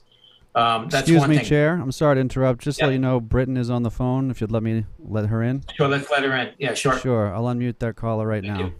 Thanks. And then I'll let Britton speak for a few minutes. Good evening, Chairman Whelan. Would you like to swear me in? Good evening, Britton. Good evening. I will, please. Thanks. Do you swear or affirm to tell the truth, the whole truth, and nothing but the truth? I do. I figured so. Thank you, I don't Britton. have much to add to Andy's testimony. I do want to just clarify that that PSE&G platform is something that we would definitely like to get rid of, but we were told that it was required by PSE&G. It's FEMA. It was they based it on their new FEMA guidance for the height of their meters and their access to it at all times. So they basically said we can't be relied upon to come here with a ladder. We have to have a platform for our constant access to our meters. I'm happy to submit something to the record to that effect, but that's the genesis of it. It was not something that was planned for or something that was desired. Right. It sounds like yeah. It sounds like a glitch. I understand that, but it seems like that could have been on a second floor deck or something where it could have been accessed. But I'll let you go ahead and submit something on that because that just seems kind of strange. But while I have you both, oh, go ahead. Do you have another comment, Britton, before I ask you a few questions? I don't. Okay, thank you. I'll ask you a few questions for either of you. Could you clarify what you said about the sanitary system on the, I see the adjacent property to the west, it says Otis CMS Real Estate Holdings. Is that the property you're saying you have permits to upgrade the system on, Andy? The sanitary system? No, The property to the Lot 2. east. Yeah. Lot 2, which is the title of this application, Sands Capital Holdings. Lot 2 has a Suffolk County Health Department permit in place to upgrade the septic system to an IA system. That was something that came up. This is obviously subject to the planning board review as well. We've been in front of the planning board, and that came up as mitigation for their review. So we went ahead and pursued that permit and have it in place. It has not been installed, obviously. And we're also pursuing the same, the DEC permit for the same. Well, that's great to hear. I imagine it's probably in the same general area vicinity where this current system is. Yes. Yeah, okay, thank you. Next, I would like, and if you don't have this now, for the record, although Brian Frank may have this information, but I think the board is all concerned with where this lot, if we go back, we're looking at the proposed lot lines, property lines now, but Brian, could you bring up the other survey, the existing survey, please, for a second? Because I think a lot of concern here would be a few things, actually. One is, if when this board approved this property, if that merger had been part of the lot line modification had been part of it, would we have granted the work that took place at 189? Because as you know, so much of the approval had to do with the lot area. So I wonder if you could submit to the record the calculations for both lots with regard to the some of this may be on the survey, but nonetheless, with regard to both scenarios, the current 189, the GFA that was allowed, that was built, the clearing that was allowed, that was built, the coverage that was allowed, that was built, and then do another analysis. This could be a Word document, of your proposed lot at 189 with the proposed lot area. And I know that Duneland, the area seaward of the Dune Crest, does not count towards these calculations, but the calculations and the math that goes along with regard to GFA, clearing, and coverage for what you are proposing and the percentages, so that we, as board members analyzing this for a decision, have that in front of us and can see what those percentages and all look like. Is that clear, what I'm looking for? Yeah, John, if you, Chairman Whelan, if you don't mind, I would, Sure. All that information is contained on the survey, on the lot line modification survey, not the one that's up on the screen right now, but on the bottom left side of the one that Brian previously had up. Yeah, we looked at this today. It seems like, but thank you if it is, I stand corrected. It seems like when I looked at this, when I said, and I was looking at it with Joanne Powell actually this afternoon, when it says lot 1 on the upper left, as per file map, then it seems to me that would be the file map with the county, not the proposed map. Is that correct, or am I missing something? No, I think the as per file map would be the existing property boundaries. That's what I'm saying. But now, and then where do you show the proposed on this, on these numbers? I apologize for doing this, but can I jump in? Yeah, can you, Brian? Please do. Please do. Because you asked me to take a look at that before the hearing. Yeah. And I think the wording is not super clear on this survey, but I believe these lots reflect the proposed lot areas in conjunction with the division. If you can, and I was going to mention this in my presentation. I thought, yeah. If you take a look at the coverages and the lot sizes in the Otis CMS survey that I had up before, you'll see bigger numbers. So I can address that if you want, but if this was going to get, again, I apologize. No, I'm glad you jumped in. I'm glad you jumped in. To get too muddled or confusing. Yeah, good. Thank you. And you can maybe just touch on that later, and we can all go back and we'll have plenty of time to go back and look at these numbers. So thank you for clarifying that, Brian. And I'll open it to any other questions, board members, for Andy or Britton. Yes, Mr. Chairman, I have a couple of questions. Thanks. Andy or Britton, are there any current utilities underground or whatever attaching the main house to 189 Lot 1 to the guest house presently? No, I'll address that just because I'm more akin to the construction. Just to refresh, 189 is a new construction main house. The guest house on 189 also received an NRSP for a renovation inside the interior walls. And when those two projects were undertaken, this division was understood. So we did have electric at that time that connected the two. That was changed, and we also made sure that the new septic system that went in for the guest house was contained on the future lot. We took into consideration the future lot line. So there are no utilities that cross the proposed lot line between 183 and 189. Okay, so next I remember the 189 application and discussions, and there was discussions regarding the beach access. Has anything changed? Is anything going to change? Is there any future thing as far as beach access now that we split that would change the present condition? I know we're saying that the environmental conditions are staying the same. Well, what about beach access now and in the future? Both lots existing have one access, and both lots proposed will have one access. Is one access, are they both existing on both lots now, or is one lot going to be doing a new beach access? I believe it's the lots existing. are existing. Both lots' access to the beach are both existing and not proposed to change. Yeah, I'll note, as you see on the survey, that 183 has the hard, the ramp, the wood Correct. walkway. And the path, when I took that photo, was very clearly planted out to be a 4-foot just sand path to the beach. That doesn't show on the survey, but that's fine. But that's, and I imagine it may be on another survey. It probably would be good if anything is being added to these surveys, it would be good to have that. But go ahead, anyone? Roy, continue, please. One more question. I know it's probably a rhetorical question, but regarding the CNRs, either all CNRs are filed or will be filed, right? Just probably a rhetorical question, right? Yes. The CNR 189 has a CO. That new construction has been CO'd, so all of the work and all the mitigation and conditions have been satisfied. There is no proposed construction on 183, either the current or future lot, other than the septic system that we've noted as part of this and potential revegetation plan. But there's no construction affiliated with this. Okay, thank you. Terry? Yeah, I don't know. Bear with me here. Did Britt say that the septic system for the guest house has already been done, but it's on the property for the new proposed property line? No. Correct.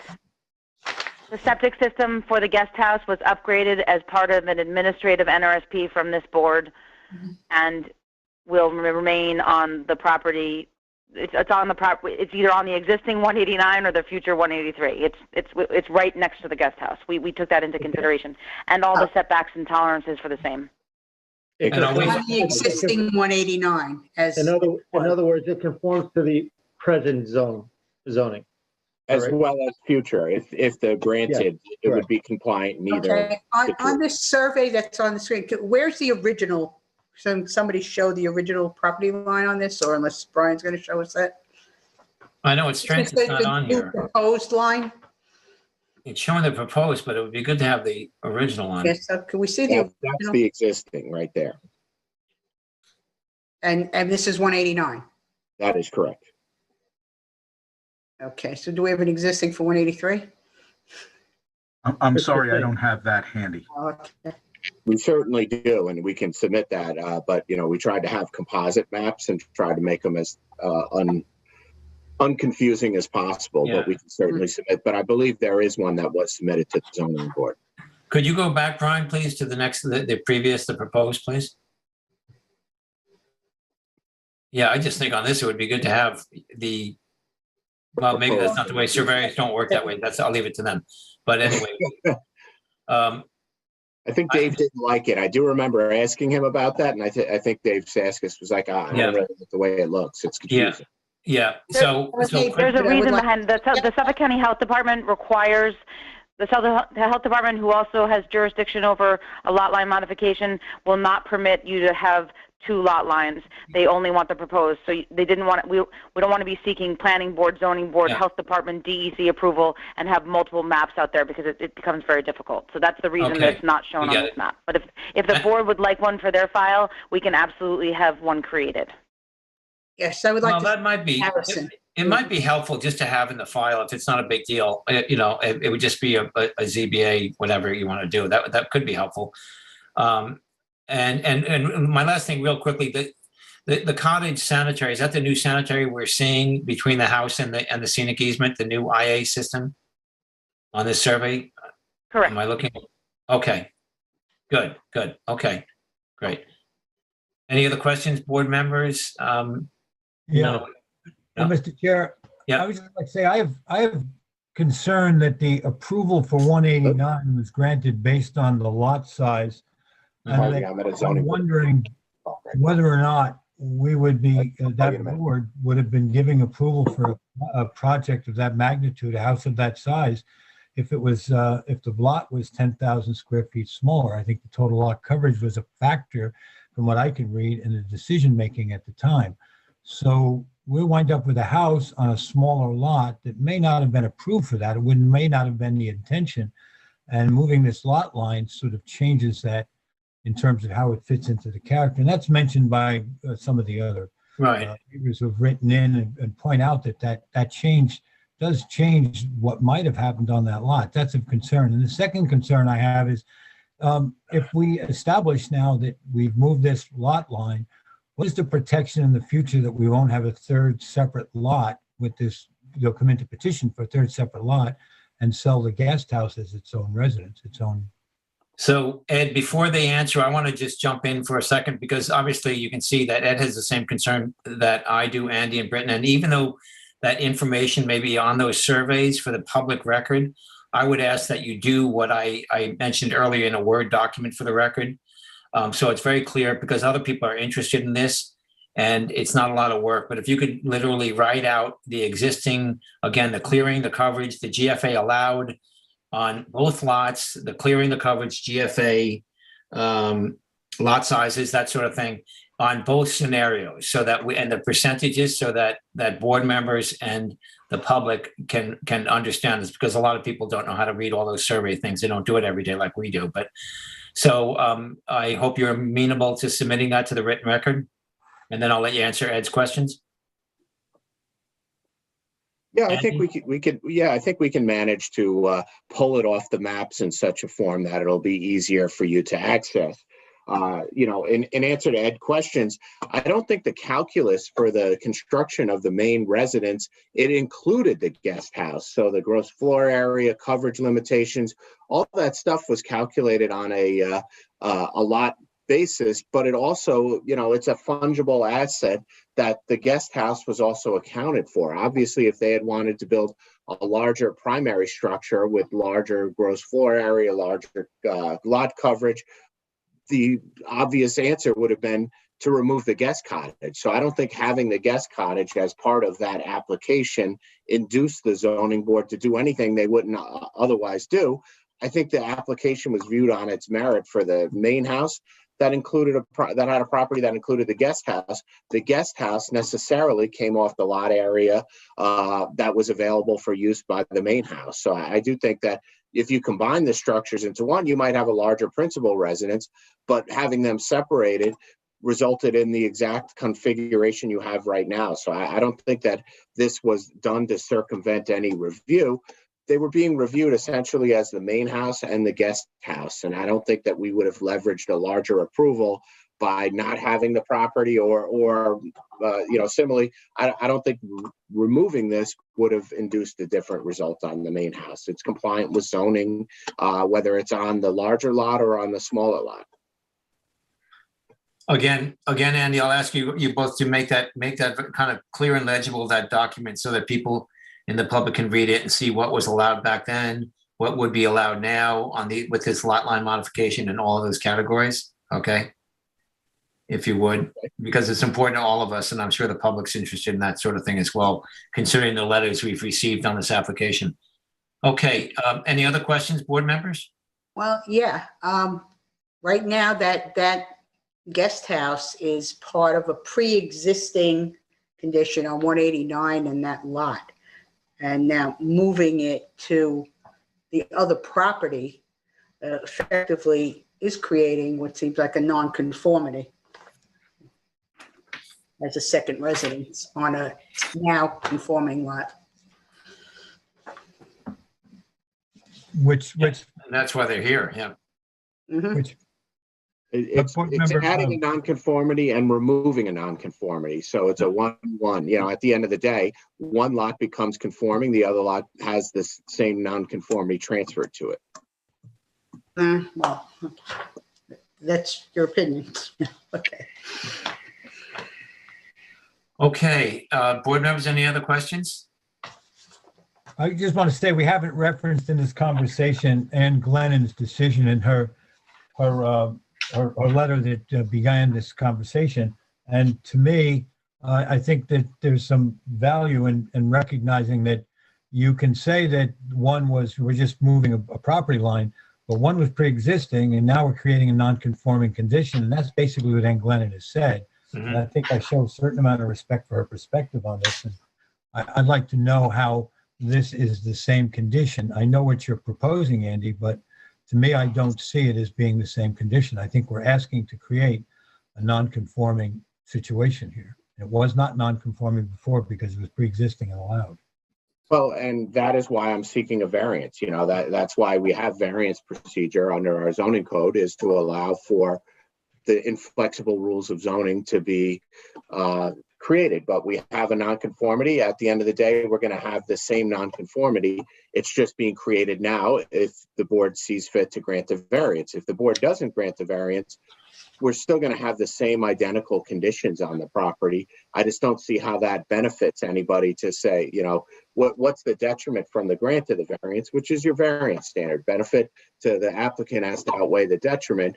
If the environmental conditions, the construction conditions, everything remains identical before and after the grant or denial of the variance, what is the detriment to the general health, welfare, and safety of the general population? That's basically what your variance standards require you to evaluate. And I just don't see how something that has no physical change to the property can be deemed to be more deleterious in one format than it would be the other. And realistically, the other thing is, this is very unusual. I can't imagine that this is going to be something that is capable of being repeated. There just aren't too many of these non-conforming conditions, and it's important to note this is a non-conforming condition. The condition is you're limited. It's a variance of numerosity. You're generally limited to one residential use.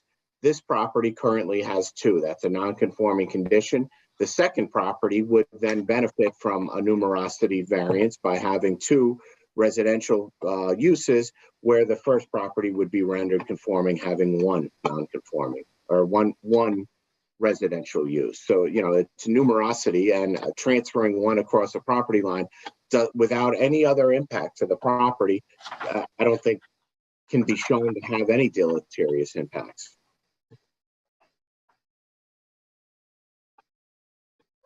Okay, anything else, board members? Is there any significance that this is a map of CMPSJ? This application is for SANS or for CMPSJ? Which that's just the title that, but SANS Capital Management is the owner of Lot 2, and Lot 1 is owned, off the top of my head, is it Marine Boulevard LLC?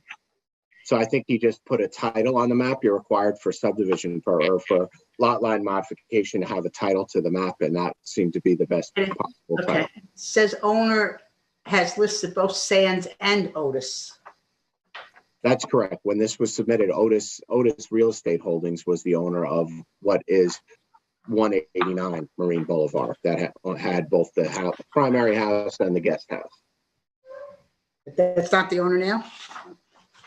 I don't believe so. No, the owner from when they submitted the application, 189 is now owned by a second entity that has consented to this lot line modification and this application, which was in place, I believe, before the transfer took place. Okay. Brian, let's hear, Brian, any follow-up comments, Brian, before we go to the public? Brian Frank? You want to swear me in, Mr. Chairman? Yeah, sure. I'm sorry, I said follow-up. I meant to say comments, follow-up from our conversation so far. Brian, do you swear or affirm to tell the truth, the whole truth, and nothing but the truth? I do. Thanks, Brian Frank from the Planning Department. The application, this application been reviewed by Senior Planner Eric Shantz, who's unavailable tonight, so I'm pinch hitting. He has reviewed the lot line modification for the planning board.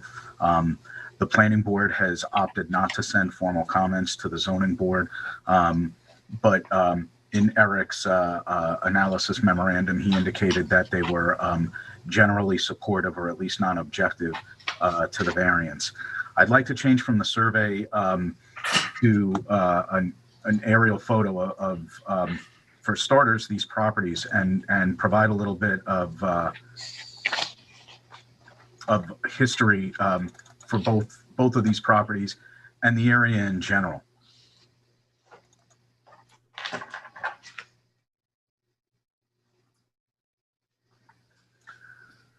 As the board knows, the property at 189 Marine Boulevard was reviewed for a natural resources special permit in, I believe it was 2017 and 18.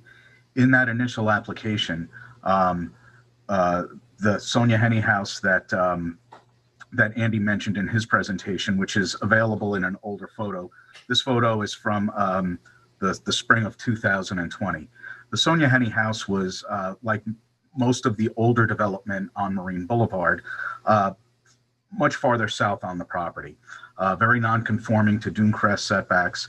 And if you notice that little jog in the dune crest boundary, that was because seaward of the house was a retaining wall kind of built into the dune where their lawn was. It created a low spot in the dune, a vulnerability in the dune. And basically on Marine Boulevard, what you'll see over the years is you have a lot of properties that were built prior to zoning. They don't meet current FEMA regulations. They don't meet current dune crest setbacks.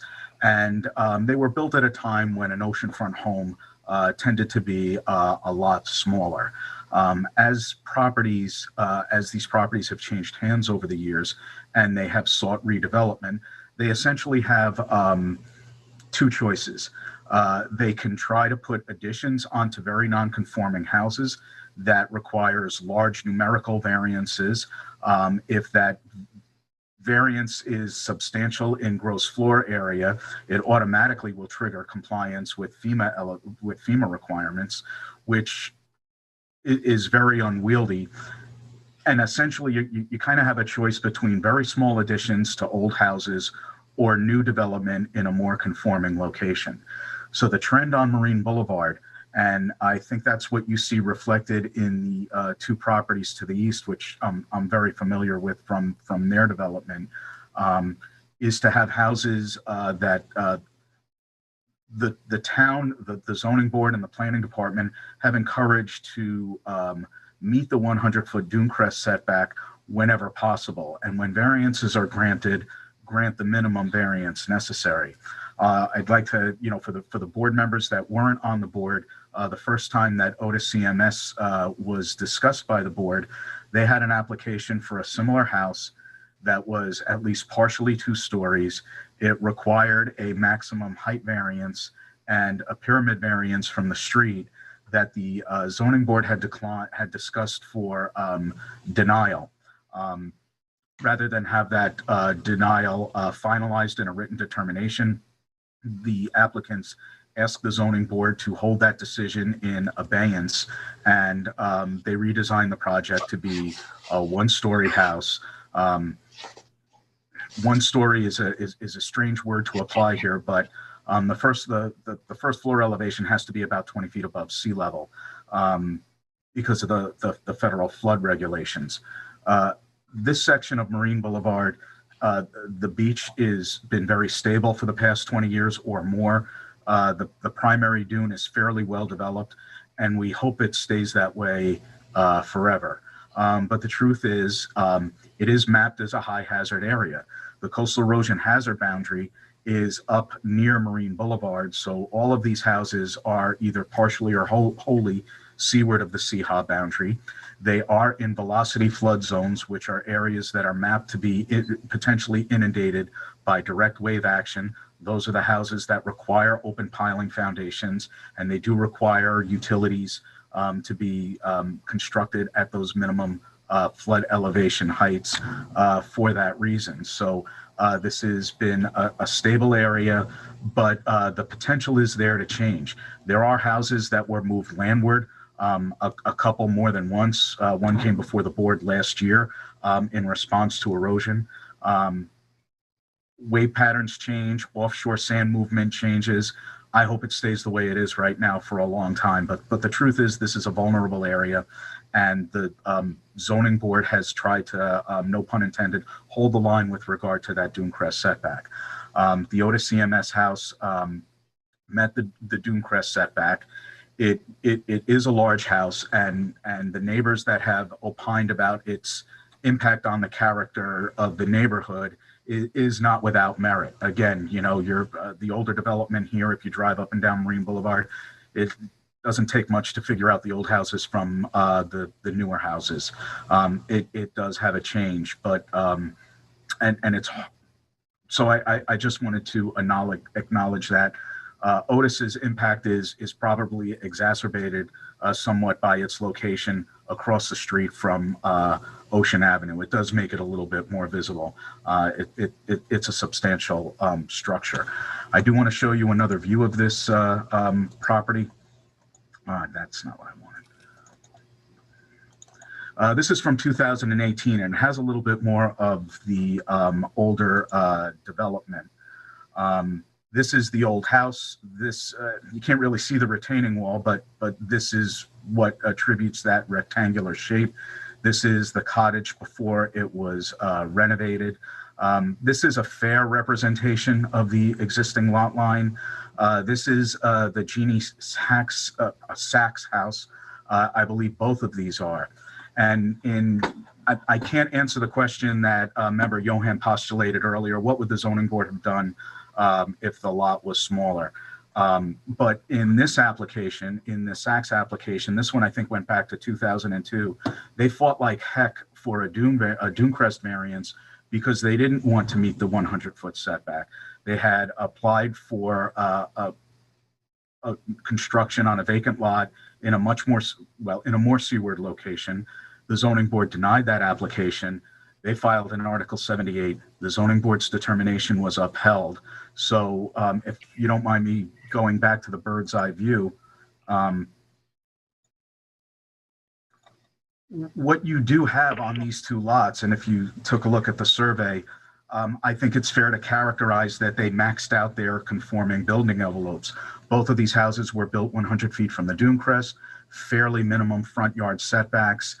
I can't tell you that if the lot line were in this location, the exact same thing would happen with Otis CMS, but I think it's fair to say that that is a possibility, that a house that complied with zoning, especially eliminating a non-conforming structure, is something that that the board would have taken a look at. And beyond that, I don't want to speculate any further. But I know the aerial came up before on the screen. I didn't mean to bring that up, but it may be worth sharing this. These are the two properties, and you can just see where the development is. And these properties will certainly continue to change hands over time. What we've learned about sea level rise and climate change over the past 20 years, 10 years, 5 years, take your pick, shows that it's only more likely to be more serious than not. So it's hard to imagine that trend changing. To eliminate these nonconformities that are close to the dune crest and to push them back closer to the street. And that does have a collateral effect on the change in the neighborhood as well as the modern architecture, to whatever weight you want to give it. Again, the planning board has not offered an opinion to the zoning board about the merits of the application. It does appear, I'll go back to the survey at the request of the board.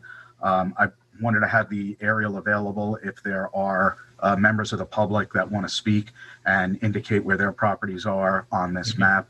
But it does appear that those calculations that are on the map show what the existing coverages are in the GFA, and that it does appear that the 4,000 square foot, little over 4,000 square foot, one-story elevated residence at 189 would appear to meet the coverage and GFA limitations on the proposed lot area. Okay, thank you, Brian. Go ahead. Lastly, well, a couple of other things. I do think it's pertinent to maintain just one beach access per property. I disagree with those fixed walkways. I think they're completely unnecessary.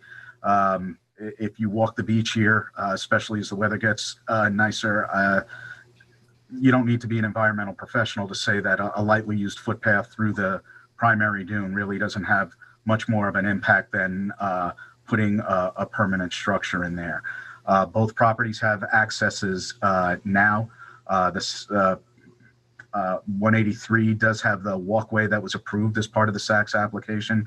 Otis has the pre-existing footpath. There was a deck at the top of the dune that was also eliminated as part of the redevelopment, but the planning department would support limiting the access to one footpath per property. It does reduce the potential of creating a flood corridor when there is if and when there is erosion.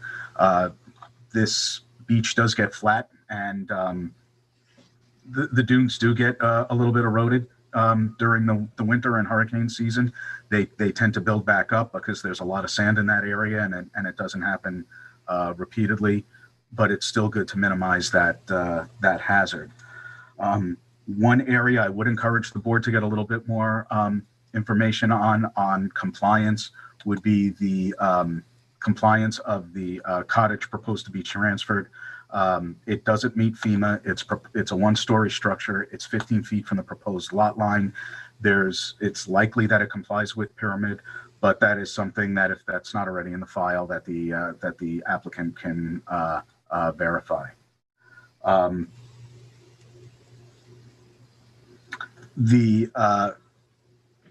not sure where the I'm going to go back to the proposed survey if I can for a second.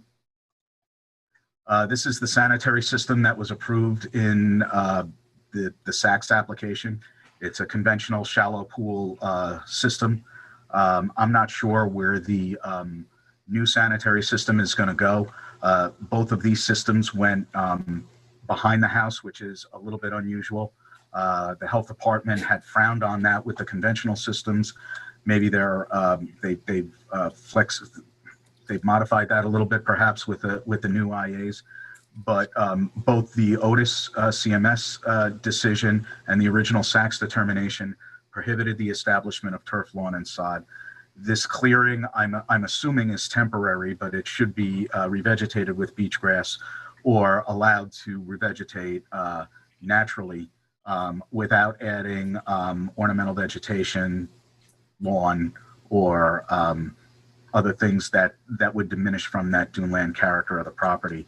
And I think that's true also if the new sanitary system at 183 ends up on the south side of the house as well. Yeah, Brian, you'll note, you recall from my photos, that beach grass has been, planted there. Seems like it's taking good hold.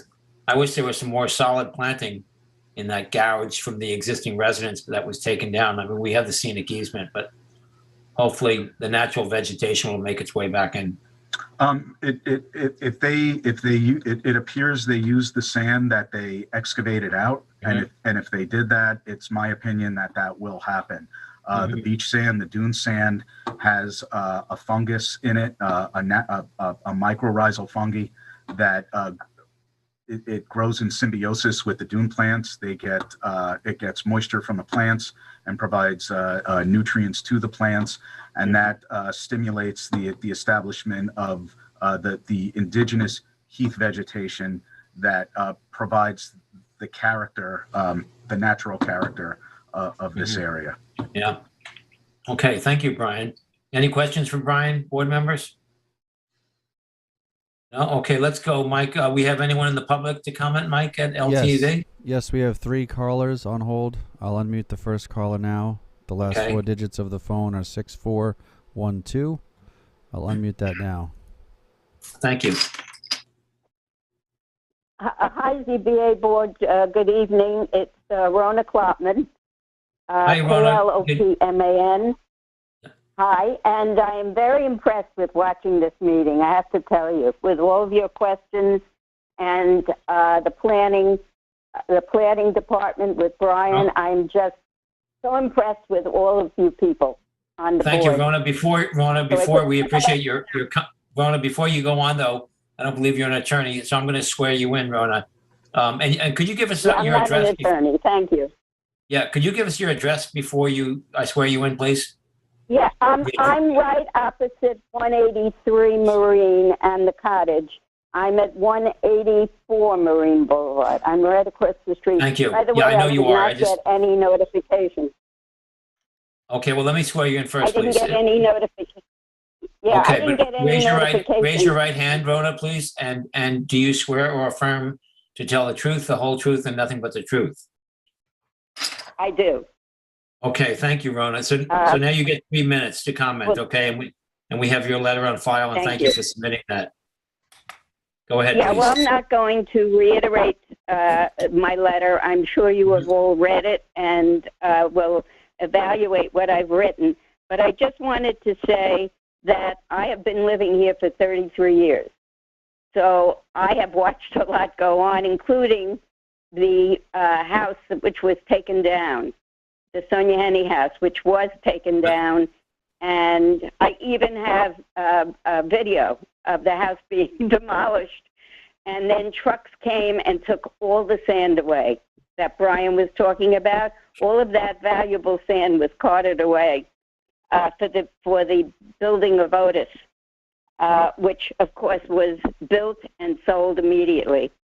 But when 189 Marine was built, they allowed that size house because of the square footage of the property, which had the non-conforming cottage on it. And so it created a problem, and the property, which now might be transferring the 1,039 square foot area of the cottage to 183 Marine, is creating another non-conforming problem. So by granting it, you're just continuing the zoning problem for future use for others to use as a reference point, which is my concern that if they sell these properties, I mean, that's going to be a problem in this area because everybody, lawyers and planners, all point to, look, this was done before, so why can't we do this now? Also, I've watched the renovation of the cottage over the past 2 years. I think it started in 2017. And I'm not sure why the owners at 183 and 189, who are friends, didn't put in the variance before the renovations were done. because that would have been the legal way to do this, not a backdoor deal. You know, when I'm a retired teacher of 30 years, and when the teachers used to talk, they used to say, well, if you ask permission and it's not granted, you're in trouble.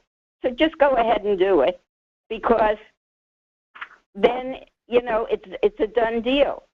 So therefore, don't ever ask permission. And I think that's what happened here. They didn't want to ask permission for the renovation because it might have been turned down. Instead, they went ahead and they did it. And I agree with Brian that there is a walkway from the cottage to the beach. There is a walkway on 183, and there is a path on 189. So you would be having a property on 183 with the cottage and 2 walkways, which is another Pandora's box in Beach Hampton. So, Rona, I'm just giving you, Rona, I'm going to give you a heads up that your time expired, but if you could wrap it up, that would be great, okay? Okay, I will. So you're just adding to the problem by approving the variance. And I appreciate all the work that you guys have done, and Gal, because I won't leave Ms. Berger out. But I don't know why I didn't get notice. Okay, thank you. Thank you, Rona. I don't know about Thank you. notice. Thank you. Thank you for participating. We typically, in the affidavit. Notice? Yeah, well, let me let Britton Should I have gotten a comment. notice? I'm right across. Yeah, I would think so. Chair, Yeah, go ahead, Counsel. On the application. Ms. Klopman's, the Yeah. receipt for certified mail was sent. It does have her listed. No, never got it. Never got it, and I go to the post office every day. Well, you know. Never got the certified, neither did my neighbors. Was it sent to her address on the application? It's listed as 184 Marine. PO Box 675 in Amagansett. It was mailed to. All right. I have Yeah, here. never got it. Never got it. Okay, well, I don't know. Well, it's- anyway, you found it. The good news is you know what's going on. Nor did my neighbors. How did you My find other out about neighbors this didn't hearing? get it either. Rona, how did you find out about this hearing? From the public notice on the I street? thought I went into my car, which is parked right across from the sign, and I Okay, saw the sign and I read the sign. That's how I knew about the hearing. Okay, well, they were sent out properly by certified mail, so I don't know what else to say, Rona, unfortunately. Well, I don't know because you don't have my signature because I never got it. No, they don't need to be signed, they get certified. But counsel, we have to move on, Rona. I'm sorry, I don't know what else we can say about Okay, that. thank you. Thank you. Thank Okay. you so much. Yeah, thank you, Rona. Appreciate it. Mike at LTV, anyone else on the line? Yes, there are 2 other callers. I'll unmute the next caller. The last 4 Thank digits you. of their phone are 4221. I'll unmute that now. Hi, good evening. This is Jane Meering, Jane Mehring, and I reside at 32 Ocean Lane. And I've owned my house for about 20 years. My position on Ocean Lane. Yep. Thank you. You gave us your name and address. I appreciate that. Now, if you're not an attorney, I will swear you in before you speak, okay? Unless you're an attorney. Yes, please. I am not an attorney. No, nor do I Okay. play one on TV. Okay. Raise your right hand, please. Do you swear or affirm to tell the truth, the whole truth, and nothing but the truth? I do. Okay, good evening. So we give Thank you you. 3 minutes to speak, okay? Go ahead, please. Yes, and welcome. actually, thank you. What I wanted to ask is, I was in the midst of preparing a letter to submit to the record, but my work got in the way of my completing it. So my preference is to ask if I could submit that letter to the record tomorrow, and then not pick up your time this evening. Yeah, if I could answer you will have plenty of time to submit that, because the record, it takes a few weeks for the transcript to be produced, and then we put it on the town website, and we give you 2 weeks. So you probably have a month or more to get that in. But I do it, Okay. I wouldn't wait that long. But yes, go ahead. That would be great to have. Thank you. Okay, great. So I'll try and only take a minute or 2 just to summarize. I basically have 3 concerns about this application for variance.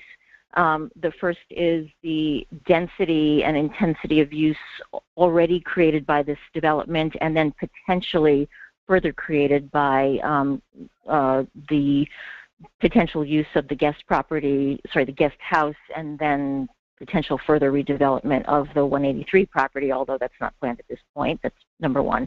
Number two, I have concern about the seeming lack of transparency from both applicants that has characterized these redevelopment and transactions really since 2017.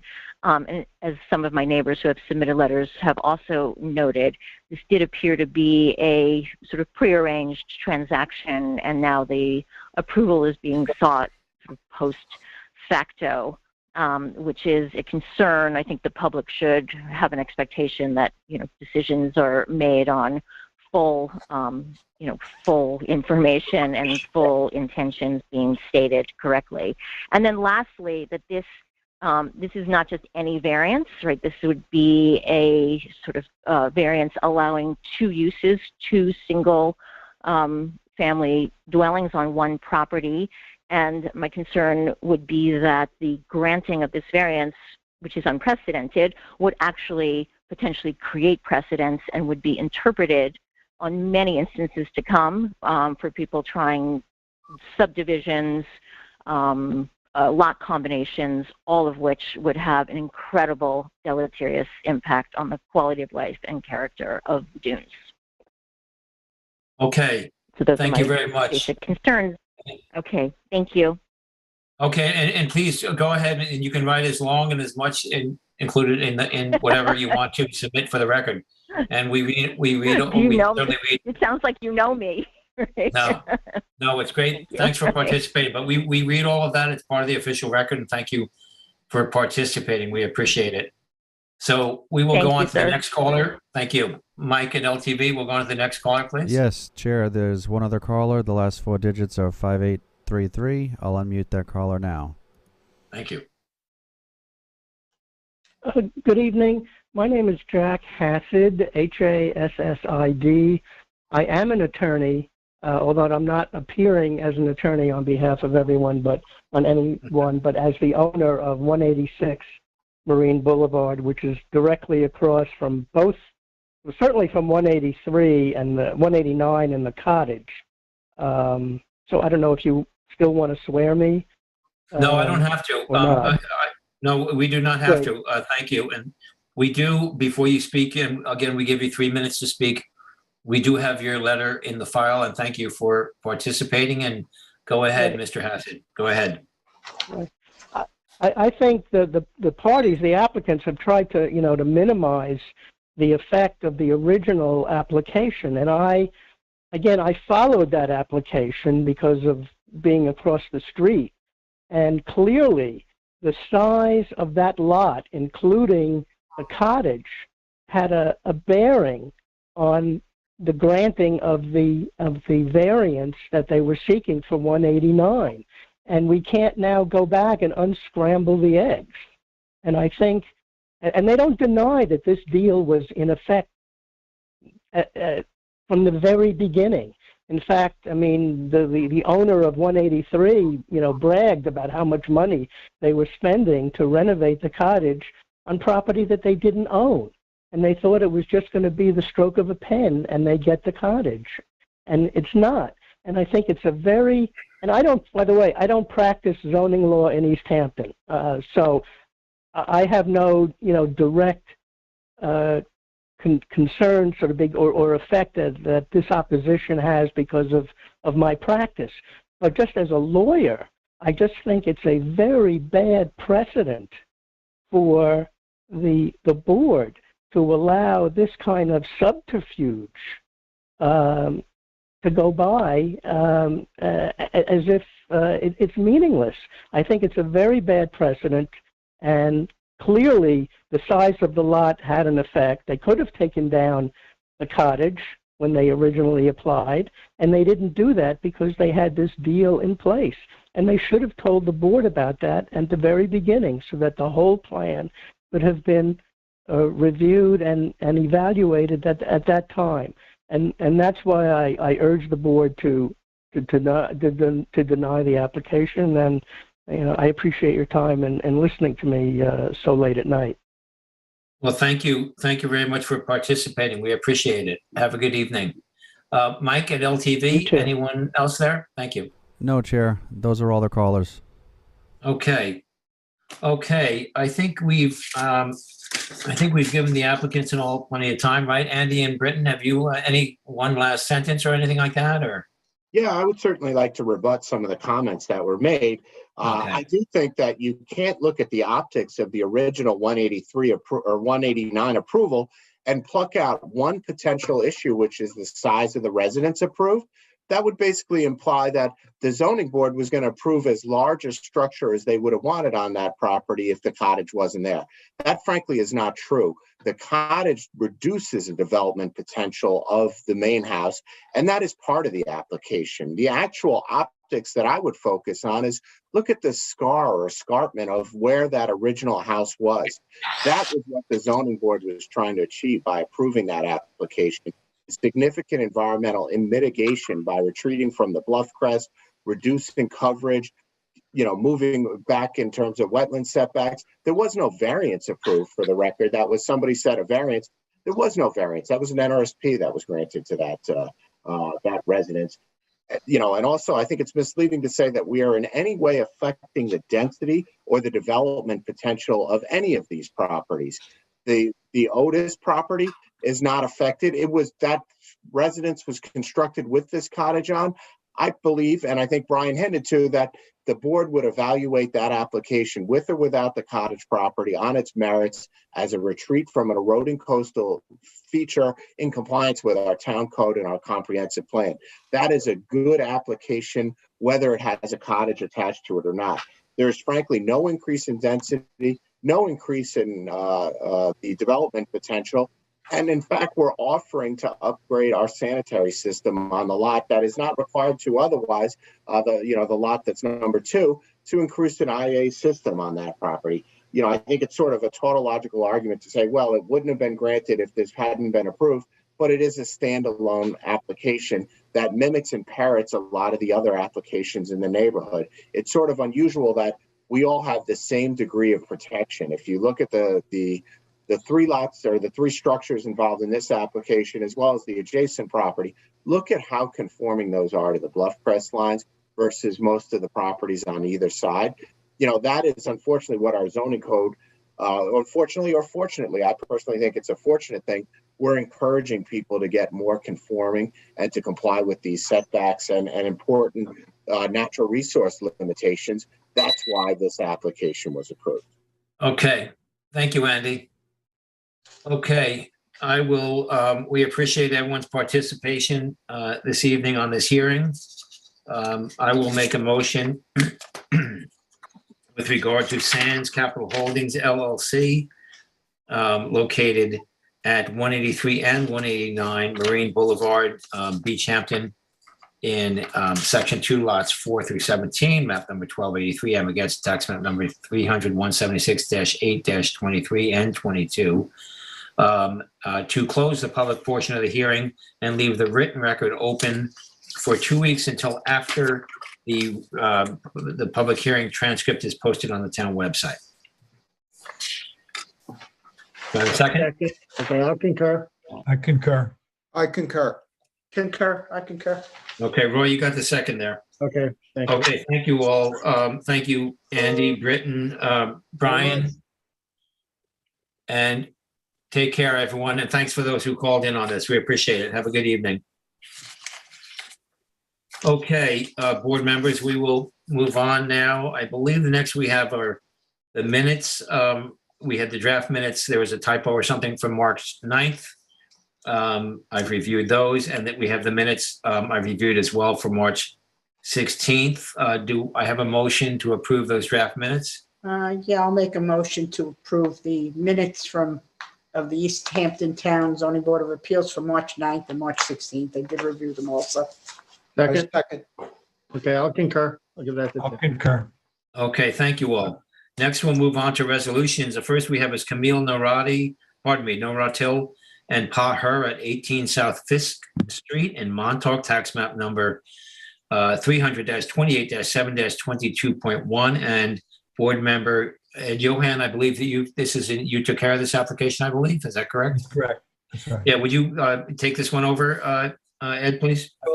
Board members will remember that this was an application for construction of a deck, a two-story deck on a house that was severely constrained by wetlands that surrounded it on all four sides. The board took particular note of a 1990 decision by the zoning board to constrict all construction at least 35 feet from wetlands, and that had a factor, I think, in our decision-making. It was a unanimous decision, and yeah, and I think that's it. Okay, do you want to make a motion to approve the resolution as written? Yeah, I'd like to make a resolution, I'd like to make a motion to accept the resolution as written for Camille Naratil and Parher at 18 South Fisk Street, Montauk, Suffolk County Tax Map 300-28-07-22.1. I'll second that. I concur. And I concur as well. Thank you, Ed. Next, we have, we'll keep Ed busy. We have 32 Star Island Associates LLC at 32 Star Island Road, Montauk, tax map number 300-6-4-9 and 16.1. Ed, take it away if you please. Yeah, again, board members will remember that we were asked to approve or consider 4 different items here. There was the location of two pieces of equipment in a previously developed area. We were asked to approve a pool. We were asked to approve a handicap bathroom, and we were asked to approve new bathroom location with additional housing for pool equipment. We were unanimous in our approval on all points, while pointing out that it's a heavily developed area. It's particularly sensitive, and there was concern on the part of the board that the applicant follows through with all protocols. It was a well-presented case on their part. And again, it was a unanimous decision. Okay, thank you. Do you want to make a motion to approve that resolution as written, Ed? I'd like to make a motion to accept the resolution as written for 32 Star Island Associates LLC at 32 Star Island Road, Montauk, Suffolk County Tax Map 300-06-4-9 and 16.1. I'll second that. Concur. I concur. And I concur as well. Thank you very much, Ed. Okay, we are going to go into an executive session. Before we do, council, any other, or anyone else, any other business before then? No. No? Okay, then I will make a motion, and thank you all in the public for participating this evening. I will make a motion, board members, that we go into executive session at, it is, let's see, 1 second. It is 8:46 p.m. Second. Concur. I concur. Okay, thank you. Okay, Nancy Lynn, we'll let you take it away from LTV. And thank you, Mike at LTV.